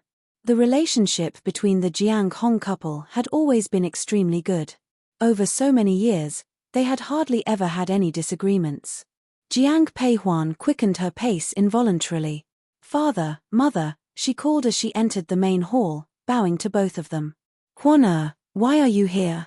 Seeing Jiang Peihuan, Shuiyang ceased her quarreling with Jiang Hong and turned to smile at her daughter. "I came to return this command seal to mother," Peihuan replied. As she spoke, Jiang Peihuan handed the Flying Feathers Army command seal to Shuiyang. Seeing the command seal in her hand, Shuiyang softly said, "Once given to you, this command seal is yours. Mother, you created the Flying Feathers Army, so it's better to keep it in your hands. If I need to use the Flying Feather Army in the future, one can always come to you for the command seal," Jiang Peihuan added. "In that case, I will keep it for now," Shuiyang conceded. Hearing Jiang Peihuan's words, Shuiyang didn't say anything more, but took the command seal from her daughter's hand. After handing over the command seal, Jiang Peihuan turned to look at her parents and quietly asked, "Father, mother, I just heard you're arguing. Has something happened at home?" "Huan Meng Yi has committed suicide in prison," Jiang Hong revealed. Jiang Peihuan already knew about this news. She didn't say anything, but continued to look at Jiang Hong, waiting for him to continue. Jiang Hong glanced at Shuiyang. Seeing that she didn't interrupt him, he continued, "He left behind 2 children. One want to bring them back to our mansion and raise them. Father, since Meng Yi has committed suicide, what about Madam Meng?" Jiang Peihuan asked, furrowing her brow upon hearing this. At this point, She finally understood why Shui Yang had been arguing with Jiang Hong. Back in the Northern Territory, Meng Yi had almost poisoned Jiang Changbai. Now Jiang Hong intended to raise Meng Yi's children in their mansion, and the more Shui Yang thought about it, the angrier she became. Seeing Jiang Peihuan's expression darken, Jiang Hong's voice dropped further. That woman has already run away. Madame Meng had taken all of the Meng family's property and fled, leaving behind her 2 children. I will absolutely not agree to raise those 2 children in our mansion. Have you forgotten what Meng Yi did? Shui Yang told Jiang Hong, her voice cold. Yang I know that what Meng Yi did is unforgivable, but the children are innocent. We watched them grow up, and if we don't bring them home, they will be left with no one, Jiang Hong pleaded. Shui Yang's eyes still showed her disagreement, but thinking of the 2 children, she remained silent. Jiang Peihuan was aware of Meng Yi's 2 children, a boy and a girl. The boy was now 8 years old, and the girl was only 3. After some thought, Jiang Peihuan looked at her parents and suggested, "Father, Meng Yi was a member of Prince Qing's mansion. Now that he is dead, doesn't Prince Qing have anything to say? The royal family has always been heartless. Meng Yi is already dead. How could Prince Qing care about the lives of those 2 children?" Jiang Hong responded, his eyes filled with a stormy darkness. She could not help but sigh in her heart. Jiang Peihuan looked at Shui Yang. "Mother, these 2 children are young. It's normal for father to be unwilling to see them homeless. How about this? Let's bring them into our mansion for now, and when they are a bit older, we can make other arrangements." Hearing Jiang Peihuan's words, Jiang Hong's eyes brightened, and he quickly turned to look at Shui Yang. Faced with her husband and daughter's expressions, Shui Yang spoke grumpily, "You 2 are so soft-hearted, leaving me to play the villain. That means you agree." Jiang Hong quickly stepped forward, took Shui Yang's hand gently and whispered, "Yang thank you." Seeing this scene before her, Jiang Peihuan smiled and turned to leave. Jiang Peihuan was extremely disgusted with Meng Yi, but his 2 children are innocent. Furthermore, Jiang Peihuan understood her father's character better than anyone. While it was true that Meng Yi had betrayed him, their many years of acquaintance were also a reality. After leaving Yanglin, Jiang Peihuan planned to return to her own garden. But halfway through, Jiang Peihuan saw Jian Mai, who was out for a walk. Jiang Mai's belly was already slightly protruding. She was supported by a maid with one hand and her stomach with the other. When she saw Jiang Peihuan, she stopped in her tracks. When their eyes met, both fell silent. In the end, it was Jian Mai who spoke first. "I heard that Uncle Meng is dead." "Yes," Jiang Peihuan nodded in response. Jiang Peihuan's gaze fell on Jian Mai's belly. Perhaps because of her pregnancy, her demeanor seemed much softer. After a glance, Jiang Peihuan gently said, "Now that you are pregnant, you need to take good care of yourself." Hearing Jiang Peihuan's words, Jiang Mai was taken aback for a moment before softly saying, "Thank you. I thought you would hate me very much. After all, I approached the second master with an ulterior motive," Jian Mai added. "Regardless of your previous intentions, now you are carrying the child of the Jiang family. For this reason alone, the Jiang family will treat you well," Jiang Peihuan responded. "It's getting colder.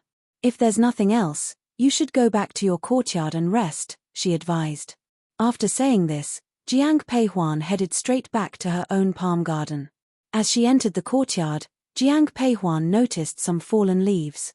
She wasn't sure if it was her imagination, but she felt a hint of winter in the air. "Eldest miss, King Cheng is here," Jiang Peihuan heard Lu Er's voice as soon as she stepped into the room. Walking up to her, Lu Er smiled and said, "Eldest miss, His Highness King Cheng has gone to the old madam's chrysanthemum hall. The old madam has sent someone to invite you over." A moment later, Jiang Peihuan, accompanied by Yu and Lu Er, went to the old madam's chrysanthemum hall. When Jian Peihuan arrived, Xiao Nanya was sitting and chatting with old Madam Jiang. "Old madam, eldest miss is here," Nanny Shu announced in a soft voice when she saw Jiang Peihuan. Everyone seated instinctively looked towards the entrance. Under everyone's gaze, Jiang Peihuan walked forward and bowed to old Madame Jiang before bowing to Xiao Nanya. "Grandmother," she greeted. "Come and sit beside me." Seeing Jiang Peihuan, old Madame Jiang smiled and waved at her. Jiang Peihuan did not refuse and took 2 steps forward to sit next to her grandmother. "Eldest sister, His Highness King Cheng said that he wanted to bring us to the West Mountain to hunt. Grandmother has already agreed." Jiang Ruyun also sat down below the old madam. If it was before, seeing the old madam being so close to Jiang Peihuan, she would definitely feel uncomfortable and even jealous. But now, when she saw this scene, she only felt admiration without any discomfort. Hearing Jiang Ruyun's words, Jiang Peihuan turned her eyes towards Xiao Nanya. The man met her gaze and said softly, "This season is the perfect time for hunting. I've already told the Imperial Brother that one want to go to the West Mountain to hunt, and the Imperial Brother has agreed." West Mountain was the royal garden and the best hunting ground in the capital. Follow current novels on tarpnovelful.com.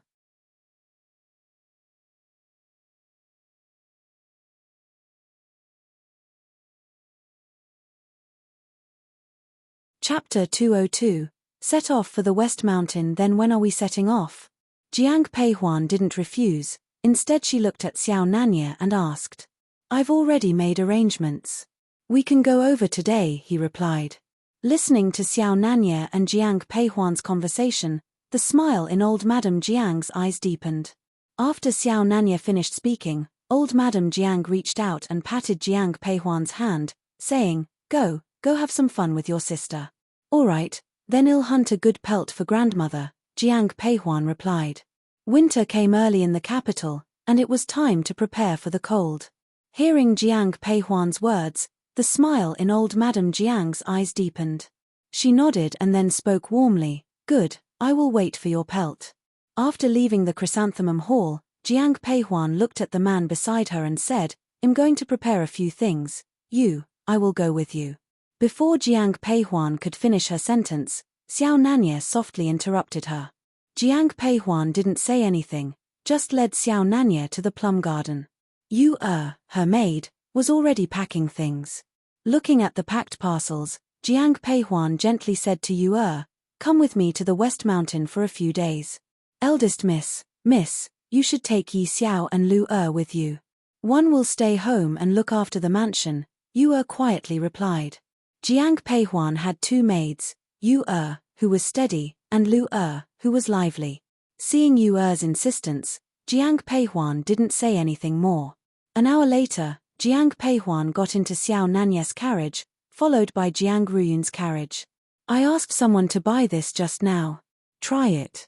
As soon as Jiang Peihuan sat down, she saw Xiao Nanya open the box of pastries on the table. Xiao Nanya's carriage was very spacious, with a low table in the middle covered with food. Jiang Peihuan took a pastry that Xiao Nanya handed to her. She wasn't someone who cared much for food, but after taking a bite of the pastry, she had to admit that it tasted excellent. "How is it?" he asked softly after she swallowed. Seeing the expectant look in his eyes, Jiang Peihuan nodded and said, "It tastes very good." As she spoke, she picked up another piece and handed it to Xiao Nanya, saying, "You should try it too." Accepting the pastry from Jiang Peihuan, Xiao Nanya's eyes were full of smiles. After tasting it, he smiled and said, "Indeed, it tastes excellent." Han Feng, who was outside the carriage, couldn't help but twitch his mouth when he heard the voices inside. He distinctly remembered Xiao Nanya's disdainful expression when he had first presented these pastries. Throughout the journey, Xiao Nanya was very attentive to Jiang Peihuan, serving her tea and water, so she didn't have to lift a finger. Despite his inner comments on his master's behavior, Han Feng noted that Xiao Nanya seemed delighted with the situation. Seeing that Jiang Peihuan was about to put down her teacup, Xiao Nanya preemptively reached out to take it from her. After placing the cup on the table, he turned to look at Jiang Peihuan's lovely face and said, "It takes 4 hours to reach West Mountain.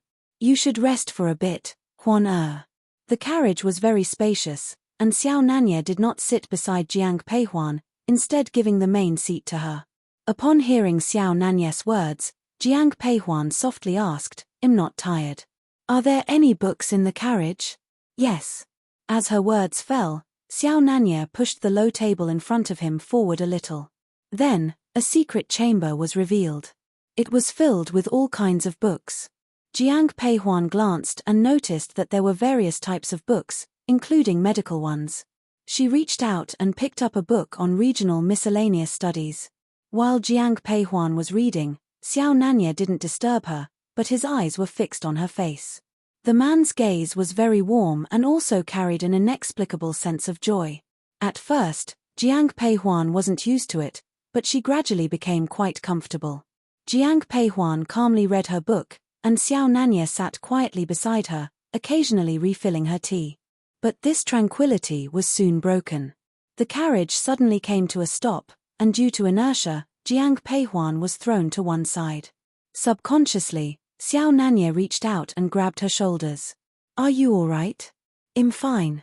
Seeing that Jiang Peihuan didn't hit the wall of the carriage, Xiao Nanya's expression became better.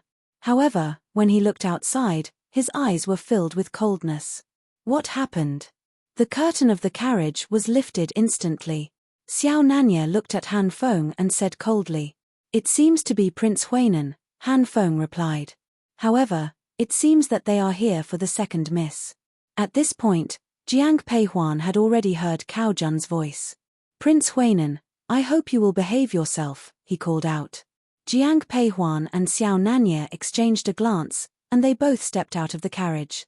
Beside the carriage behind them, Zhao Fuqing, leading a team of men on horses, appeared next to Jiang Ruyun. Because Jiang Ruyun and Jiang Peihuan came together to avoid embarrassment, she had brought Cao Jun with her. At this moment, seeing Zhao Fuqing's arrival, Cao Jun immediately positioned himself protectively in front of Jiang Ruyun. Sitting on his horse and looking at Cao Jun who stood before him, Zhao Fuqing's eyes were full of disdain. "Who do you think you are, daring to raise your voice in front of me?" Although Zhao Fuqing was a prince, Cao Jun currently held no official position. Hearing this, his eyes showed a hint of discomfort, but he remained steadfast in front of Jiang Ruyun. Seeing this scene, Jiang Peihuan was a little more satisfied with Cao Jun. "And who are you to speak to me in such a manner?" Before Jiang Peihuan could speak, Xiao Nanya's voice was heard. At this moment, Xiao Nanya's face was completely cold, and his eyes revealed undisguised contempt and mockery. Hearing Xiao Nanya's words, Zhao Fuqing's eyes momentarily darkened, but the shadow quickly dissipated. Dismounting his horse, he respectfully greeted Xiao Nanya, "Greetings to your highness, King Cheng." Seeing this, a slight smirk played at the corner of Xiao Nanya's eyes. "I apologize for disturbing you, your highness," Zhao Fuqing said. "If you know it is a disturbance, then behave yourself," Xiao Nanya replied, his tone full of warning. "Yes." Zhong Fuqing's eyes were gloomy, but his attitude was very gentle. Even if he was talking to Xiao Nanya, Jiang Peihuan still felt a little strange. However, since Zhao Fuqing didn't make further provocations, Jiang Peihuan chose not to say anything. She followed Xiao Nanya back into the carriage.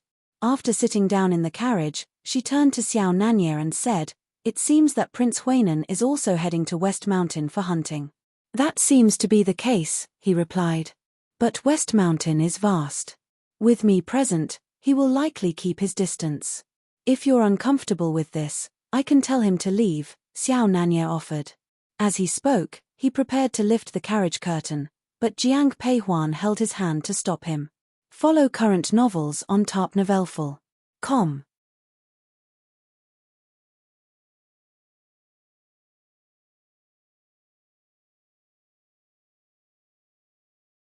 Chapter 203, Hunting. Facing the man's puzzled expression, Jiang Peihuan whispered, "Regardless, he is the prince of the Huainan mansion. If he's here, it must be with the emperor's consent. As you've mentioned, West Mountain is vast. Then we'll proceed as you suggest." Aside from Jiang Peihuan, Xiao Nanya paid no attention to anyone else. Although the atmosphere in Jiang Peihuan's carriage was serene, the carriage behind, which carried Jiang Ruyun, was enshrouded in silence. "Brother Cao, you don't need to explain. I understand." Panic filled Jiang Ruyun's eyes, But Cao Jun took her hand reassuringly. Seeing his comforting gaze, Jiang Ruyun's anxiety subsided, but then she exclaimed, I have no ties to him anymore. I don't know why he's even here. It's hunting season, perhaps it's merely a coincidence. Noticing Jiang Ruyun's lingering distress, Cao Jun soothed her, don't fret. With King Cheng around, one doubt Prince Huainan would act recklessly. Furthermore, West Mountain is vast, we might not even encounter him. That's true. An hour later, Jiang Peihuan and Xiao Nanye reached the West Mountain. Xiao Nanye had already arranged for tents to be set up. Gazing at the distant scenery, Jiang Peihuan felt a weight lifted off her shoulders. Everyone seemed to have put Zhao Fuqing out of their minds.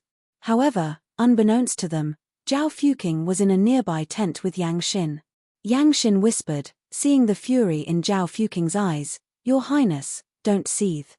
Hunting has its risks. If anything were to happen to Cao Jun, no one would be blamed. The mere mention of Cao Jun caused Yang Xin's expression to darken. Recalling how Cao Jun had broken their engagement to marry Jiang Ruyun, turning her into the capital's laughingstock, Yang Xin was seething with rage. She sensed an opportunity when she learned that the Jiang sisters were heading to West Mountain for a hunt. This led her to seek out Zhao Fuqing, precipitating the day's events. All of this remained unknown to Jiang Peihuan. After freshening up, they exited the tent. Jiang Peihuan paired up with Xiao Nanye. As she watched Jiang Ruyun and Cao Jun mount their horses, she advised, be cautious and don't venture too far. Fear not, eldest miss, I'll ensure Ruyun's safety. Acknowledging Jiang Peihuan's words with respect, Cao Jun replied. Jiang Peihuan nodded and said nothing more. Even though the Cao family was renowned for their scholastic achievements, Cao Jun had been proficient in horse riding and archery since his youth. As Jiang Peihuan watched Jiang Ruyun and Cao Jun ride away, she joined Lai Feng, mounting the horse with agility. Xiao Nanye's gaze softened, observing her. After mounting his horse, Zui Yun, Xiao Nanye directed it beside Jiang Peihuan. Han Feng and Yi Xiao handed them their respective bows and quivers. Accepting the bow from Yi Xiao, Jiang Peihuan remarked, it's hunting season. You can leave me be and enjoy yourself. Understood, Yi Xiao responded with a nod. After stowing her equipment, Jiang Peihuan addressed Xiao Nanye confidently, Xiao Nanye, I won't hold back. Her spirited demeanor drew a smile from Xiao Nanye, neither will I. With a soft chuckle, Jiang Peihuan spurred Lai Feng forward. Having been with Jiang Peihuan for several years, Lai Feng responded keenly to her cues. At her command, it bolted like the wind. With reins in one hand and bow in the other, Jiang Peihuan took off. At this moment, it indeed was a good time for hunting. Jiang Peihuan hadn't gone far when she noticed a movement in the grass. Letting go of the reins, she drew an arrow from the quiver beside her. After knocking the arrow and pulling the bowstring, she aimed at the rustling grass. A brown rabbit sprang out from the bushes. Without hesitation, the arrow in Jiang Peihuan's hand was released. Jiang Peihuan's archery skills were personally taught by Jiang Hong, and even among the military, many were no match for her. Following closely behind Jiang Peihuan, Xiao Nanye watched her ride gallantly, a smile playing on his lips. Jiang Peihuan was dressed in a green dress, and her long hair was tied up casually with a green ribbon. As she rode her horse at full speed, her hair flowed behind her, creating a stunning silhouette. Watching as Jiang Peihuan's arrows always hit their mark, Xiao Nanye also became interested. Over time, several of Jiang Peihuan's arrows hit the same prey as Xiao Nanye's. Jiang Peihuan's eyes revealed some surprise. She knew that Xiao Nanye was skilled in archery on horseback, but she hadn't expected him to be this outstanding. Jiang Peihuan became even more determined, and soon, many prey lay around her. Apart from rabbits and wild chickens, there were larger prey like deer and mountain goats. As Jiang Peihuan was heading deeper into the woods, she heard galloping hooves approaching. Alongside this was a scream, eldest miss. Jiang Peihuan recognized the voice. It was Lan the maid who served Jiang Ruyun. Most of the Jiang family's servants could ride and shoot, so at this moment, Lan was galloping towards Jiang Peihuan. Seeing this, Jiang Peihuan halted her horse. Eldest Miss, Master Cow. Young Master Cow is in trouble. Panic filled Lan Er's eyes. Jiang Peihuan dismounted and approached her, whispering, "Calm down. What happened to Chao Jun? Young Master Cow is surrounded by a pack of wolves." Wolves. Hearing this, Jiang Peihuan's eyes were filled with confusion. However, this was not the time to pursue the matter. The most important thing now was to find Cow Jun. Where's your second miss? Second miss is guarding young Master Cow. Lead the way. Yes. Jiang Peihuan instinctively looked towards Xiao Nanye and found him already by her side, riding on his horse. Young Master Cow came today on the Jiang family's invitation. I should go and check on him. If something really happened to Cow Jun, no matter how gentle the Cow family was, they would still hate the Jiang family. After all, Cow Jun was the only son of the Cow family. I'll go with you. Seeing that Jiang Peihuan still wanted to say something, Xiao Nanya said, "With me around, there's no need for you to take risks. Lead the way." After saying that, he glanced at Lan Er. She quickly spurred her horse on. Then, Xiao Nanya and Jiang Peihuan followed. They hadn't gone far when Jiang Peihuan heard the howls of wolves. While there were wolves in the West Mountain, they were deep in the mountains. Jiang Peihuan wondered how this pack had made its way to the outskirts. "Brother Cow, be careful." By the time Jiang Peihuan and Xiao Nanya arrived, they saw a wolf lunging at Jiang Ruyun. Cow Jun, seeing this, immediately embraced Jiang Ruyun to shield her. Witnessing this, Jiang Peihuan quickly drew an arrow. Follow current novels on tarpnovelful.com.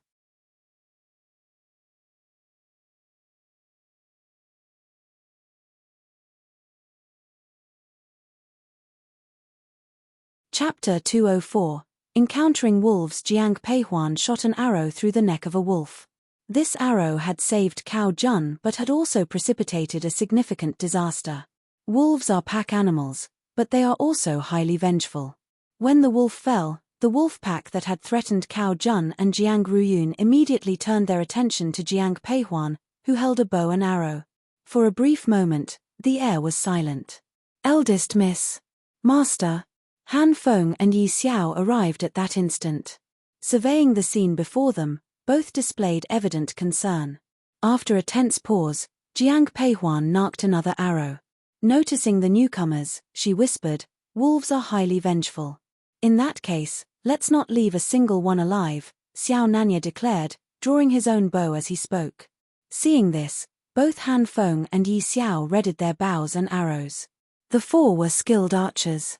In no time, many wolves lay slain. Jiang Ruyun and Cow Jun, who were surrounded by the wolf pack, did not dare to move. Cow Jun even shielded Jiang Ruyun behind him. "Eldest Miss, these beasts are running away." Being astute creatures, the wolves sensed the formidable presence of Jiang Peihuan and Xiao Nanya and chose to flee. Hearing Yi Xiao's voice, Jiang Peihuan didn't respond vocally but hastened her arrow shooting. In a matter of moments, the entire wolf pack was vanquished. Suddenly, Jiang Ruyun, her eyes wide with horror, cried out, "Elder sister, be careful behind you." Upon hearing Jiang Ruyun's warning, Jiang Peihuan immediately aimed her bow behind her, but it was a step too late. A white wolf lunged at Jiang Peihuan. She rolled away swiftly, but her clothes were torn by the wolf's claws, sending an icy chill down her spine. This wolf, larger than the rest, was clearly the pack's alpha. Reaching for her waist, Jiang Peihuan drew a black whip and lashed at the wolf, but it dodged, leaving a deep mark on the ground. "Master!" Realizing his quiver was empty, Xiao Nanya tossed the bow to Han Feng and dashed towards Jiang Peihuan, drawing his long sword as he landed beside her. The alpha wolf glanced at Jiang Peihuan and Xiao Nanya with its green eyes and charged forward. Its speed was remarkable. As Xiao Nanya swung his sword, he pulled Jiang Peihuan behind him. "It's fast, be careful not to get hurt." Back to back with Xiao Nanya, Jiang Peihuan whispered, "I have a way to kill it. In a while, it'll take the initiative to attack, you aim for its eyes." As soon as she finished speaking, Jiang Peihuan flipped her wrist and the long whip lashed at the alpha wolf's neck, but it dodged in an instant. However, Jiang Peihuan did not care. Instead, she moved forward with determination. Jiang Peihuan's whip struck fiercely, but the alpha wolf's reactions were even faster. Once Jiang Ruyun saw that the immediate danger was past, she wanted to help. She began to move forward, but Cao Jun held her hand. "Ruyun, I'll go help elder sister." After saying that, Jiang Ruyun went forward. Upon seeing her, Jiang Peihuan said coldly, "Who told you to come over? Leave. Elder sister, let me help you." Ignoring the coldness in Jiang Peihuan's eyes, Jiang Ruyun walked forward and drew the long whip from her waist. The purple whip lashed out instantly towards the alpha wolf. The long purple whip instantly lashed towards the alpha wolf. Jiang Ruyun's martial arts were average, the whip in her hand was quite good. With Jiang Ruyun's participation, the alpha wolf obviously struggled more to dodge. The entire mountain was filled with the sound of wolves howling. Not far away, Yang Xin and Zhao Fuqing, hearing the howls, had smiles in their eyes. "Now, I'm curious if they can survive this." Hearing this, Zhao Fuqing remained silent, but a smug look was evident in his eyes. "Xiao Nanye, do it." Jiang Peihuan's black whip suddenly wrapped around the Alpha King's neck, and she immediately looked at Xiao Nanye. Hearing her voice, Xiao Nanye swiftly thrust his sword not into the wolf's eyes as expected, but straight into its neck. Moreover, he pinned the Alpha King to the ground with his entire body. The Alpha King on the ground thrashed constantly, but Xiao Nanye firmly held it down. The strength of the Alpha King was formidable, and just when it seemed that Xiao Nanye couldn't hold it any longer, the veins in Jiang Peihuan's hand that held the whip protruded prominently. Seeing this, Jiang Ruyun hurriedly went to Jiang Peihuan's side and helped her pull the whip. Even so, the Alpha King continued to struggle. "Hurry." Han Feng, witnessing this, quickly looked at Yi Xiao. After exchanging glances, both drew the daggers from their waists. Then, their daggers pierced straight into the alpha wolf chest and abdomen. Blood splattered over the two, but neither seemed to care. As the alpha wolf let out a tragic howl, Jiang Peihuan felt as though the entire mountain was shaking. The alpha wolf constantly tried to bite Xiao Nanye. Pain surged through Jiang Peihuan's palm, but she held onto the whip as if numb to the pain.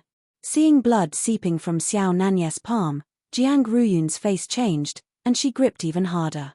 Cao Jun, who was nearby, also drew a dagger from his body and approached Xiao Nanye. Facing the snarling alpha wolf, fear flashed in Cao Jun's eyes, but he still raised his dagger and plunged it into the alpha wolf's neck. Jiang Peihuan distinctly felt the struggling force in her hands decrease significantly. Even so, the alpha wolf kept struggling, and no one dared to let go. When Jiang Peihuan felt that her palms were numb, she finally saw the alpha wolf lower its head. "Corner!"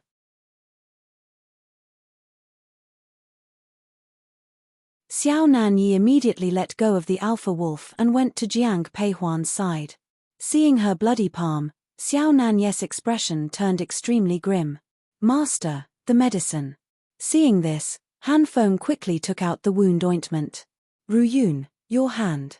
Cao Jun also walked to Jiang Ruyun's side. When he saw the blood on her palm, Cao Jun's eyes were filled with worry. Hearing his words, Jiang Ruyun shook her head. "I'm fine.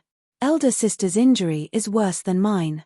Xiao Nanyi had already applied the ointment to Jiang Peihuan's palm and then handed the bottle to Cao Jun. "Thank you, Your Highness." After thanking Xiao Nanye, Cao Jun quickly treated Jiang Ruyun. After the ordeal, no one was in the mood for hunting anymore, so they returned to their tents. Everyone gathered in Xiao Nanye's tent. After sitting down, Jiang Peihuan turned to Cao Jun and Jiang Ruyun. "How did you encounter the pack of wolves?" "I don't know either. But it didn't seem like I stumbled upon the wolves. It felt more like they sought me out." Hearing Cao Jun's words, a hint of confusion appeared in Jiang Peihuan's eyes.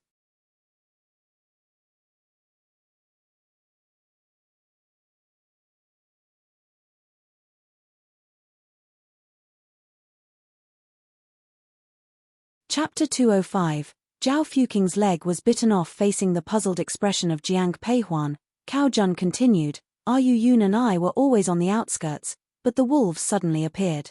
Hearing this, the confusion in Jiang Peihuan's eyes deepened. Eldest miss. At this moment, Lu Er walked in from outside. In Lu Er's hand, there was also a white puppy. No, not a puppy, a wolf. Seeing Jiang Peihuan looking at her, Lu Er said softly, Eldest miss, this was found in second miscarriage. No wonder. Wolves are very sensitive to scent. This little wolf cub was in your carriage, so your body was stained with the scent of the little wolf cub, so those wolves thought that you took the cub. But we never saw this wolf cub in the carriage before. Eldest miss, I've asked the people in the mansion. I heard that someone saw the people of Huainan Mansion pass by our side. Them. Hearing Lu Er's words, Jiang Ruyun's eyes were filled with anger. There was also a hint of anger in Jiang Peihuan's eyes, but she remained very calm.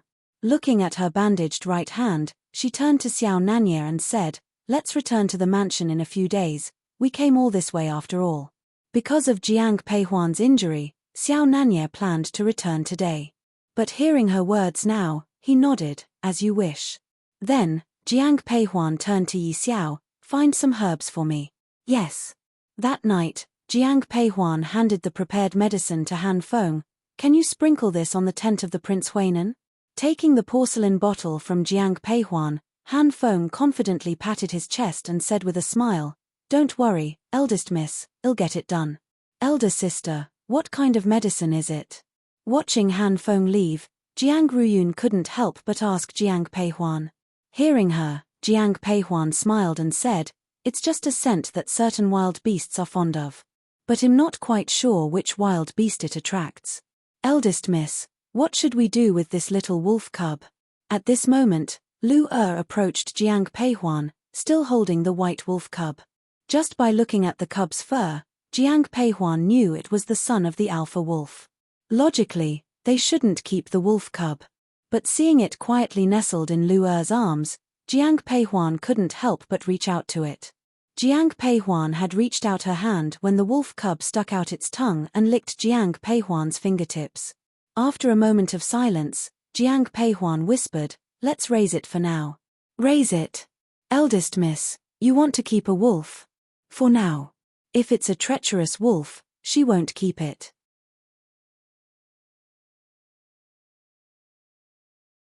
Not far away, in the tent of the Prince Huainan Mansion. Any news? He whispered to the man in front of him. As he finished speaking, a servant walked in. Your Highness, all the wolves are dead. What did you say? The servant repeated his words and continued, The alpha wolf is also dead. Hearing this, Zhao Fuqing was shocked and sat down in disbelief. As he was about to speak, there were screams outside the tent. What's going on? Before Zhao Fuqing could finish, the tent curtain was flung open. A black figure charged directly at Zhao Fuqing.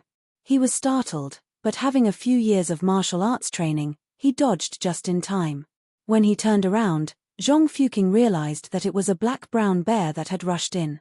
With a hint of fear in his eyes, Zhang Fuqing hurriedly ran outside.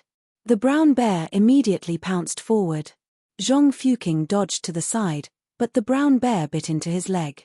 An intense pain instantly assaulted him. Zhang Fuqing let out a miserable cry. A nearby servant witnessed this and quickly rushed out, shouting, Help! Someone save the prince! Zhao Fuqing's miserable cry echoed throughout the valley, reaching Jiang Peihuan's ears. At that moment, she was holding the little wolf cub. Upon hearing the scream, Jiang Ruyun, who was by her side, couldn't help but ask, Elder sister, could Zhao Fuqing be dead? He obviously came prepared this time and the people he brought with him should be the best from the Huainan king's mansion, so he won't die, Jiang Peihuan replied. However, she wasn't certain about the extent of his injuries. However, she would not die. Whether she would be injured or not was not something she could predict. Eldest miss. A voice from Yi Xiao came from outside the tent. Jiang Peihuan calmly responded, Come in. Upon hearing her voice, Yi Xiao lifted the curtain and entered the tent.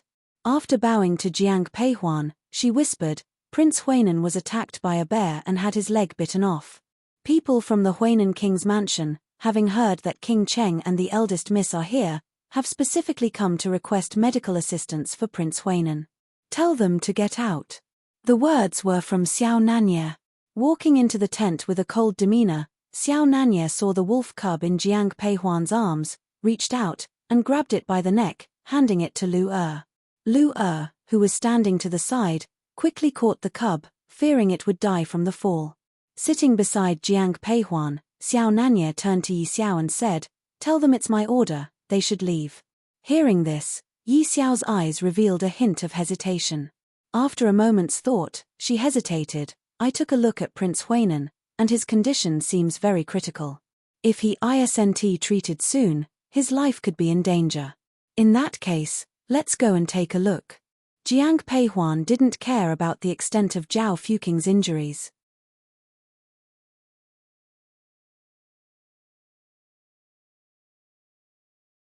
However, if he were dead, even with Xiao Nanya present, there wouldn't be any real trouble, but it would still lead to some unnecessary complications. After some thought, Jiang Peihuan decided to check on him. Xiao Nanya said nothing but followed her out of the tent. Soon after, Zhao Fuqing was carried down from a carriage. His leg had been bitten off from the thigh down. His face was covered in sweat and full of horror, completely pale. "Yi Xiao, take his pulse," Jiang Peihuan instructed, not wanting to touch Zhao Fuqing herself. Upon her command, Yi Xiao stepped forward and checked Zhao Fuqing's pulse. After a moment, she reported to Jiang Peihuan, "His pulse is very weak, and there's no pulse in his heart. Then give him a heart protection pill." "Understood." Yi Xiao took out a porcelain bottle from her bag and threw it to one of the people next to Zhao Fuqing. "This is the heart protection pill. After feeding it to your young master, quickly send back to the capital for treatment." "Thank you, eldest miss." The person attending to Zhao Fuqing wasn't just anyone. It was Zhao Yong, the chief steward of the Huanan King's mansion. You're tuning in to the Dreamy Chapters YouTube channel. We're so grateful for your support, and don't forget to subscribe to join us on this incredible journey through captivating stories. Your generosity through donations truly makes a world of difference, as it's the primary source of revenue that allows me to expand and enhance this channel for you. Thank you from the bottom of my heart for being a part of this adventure.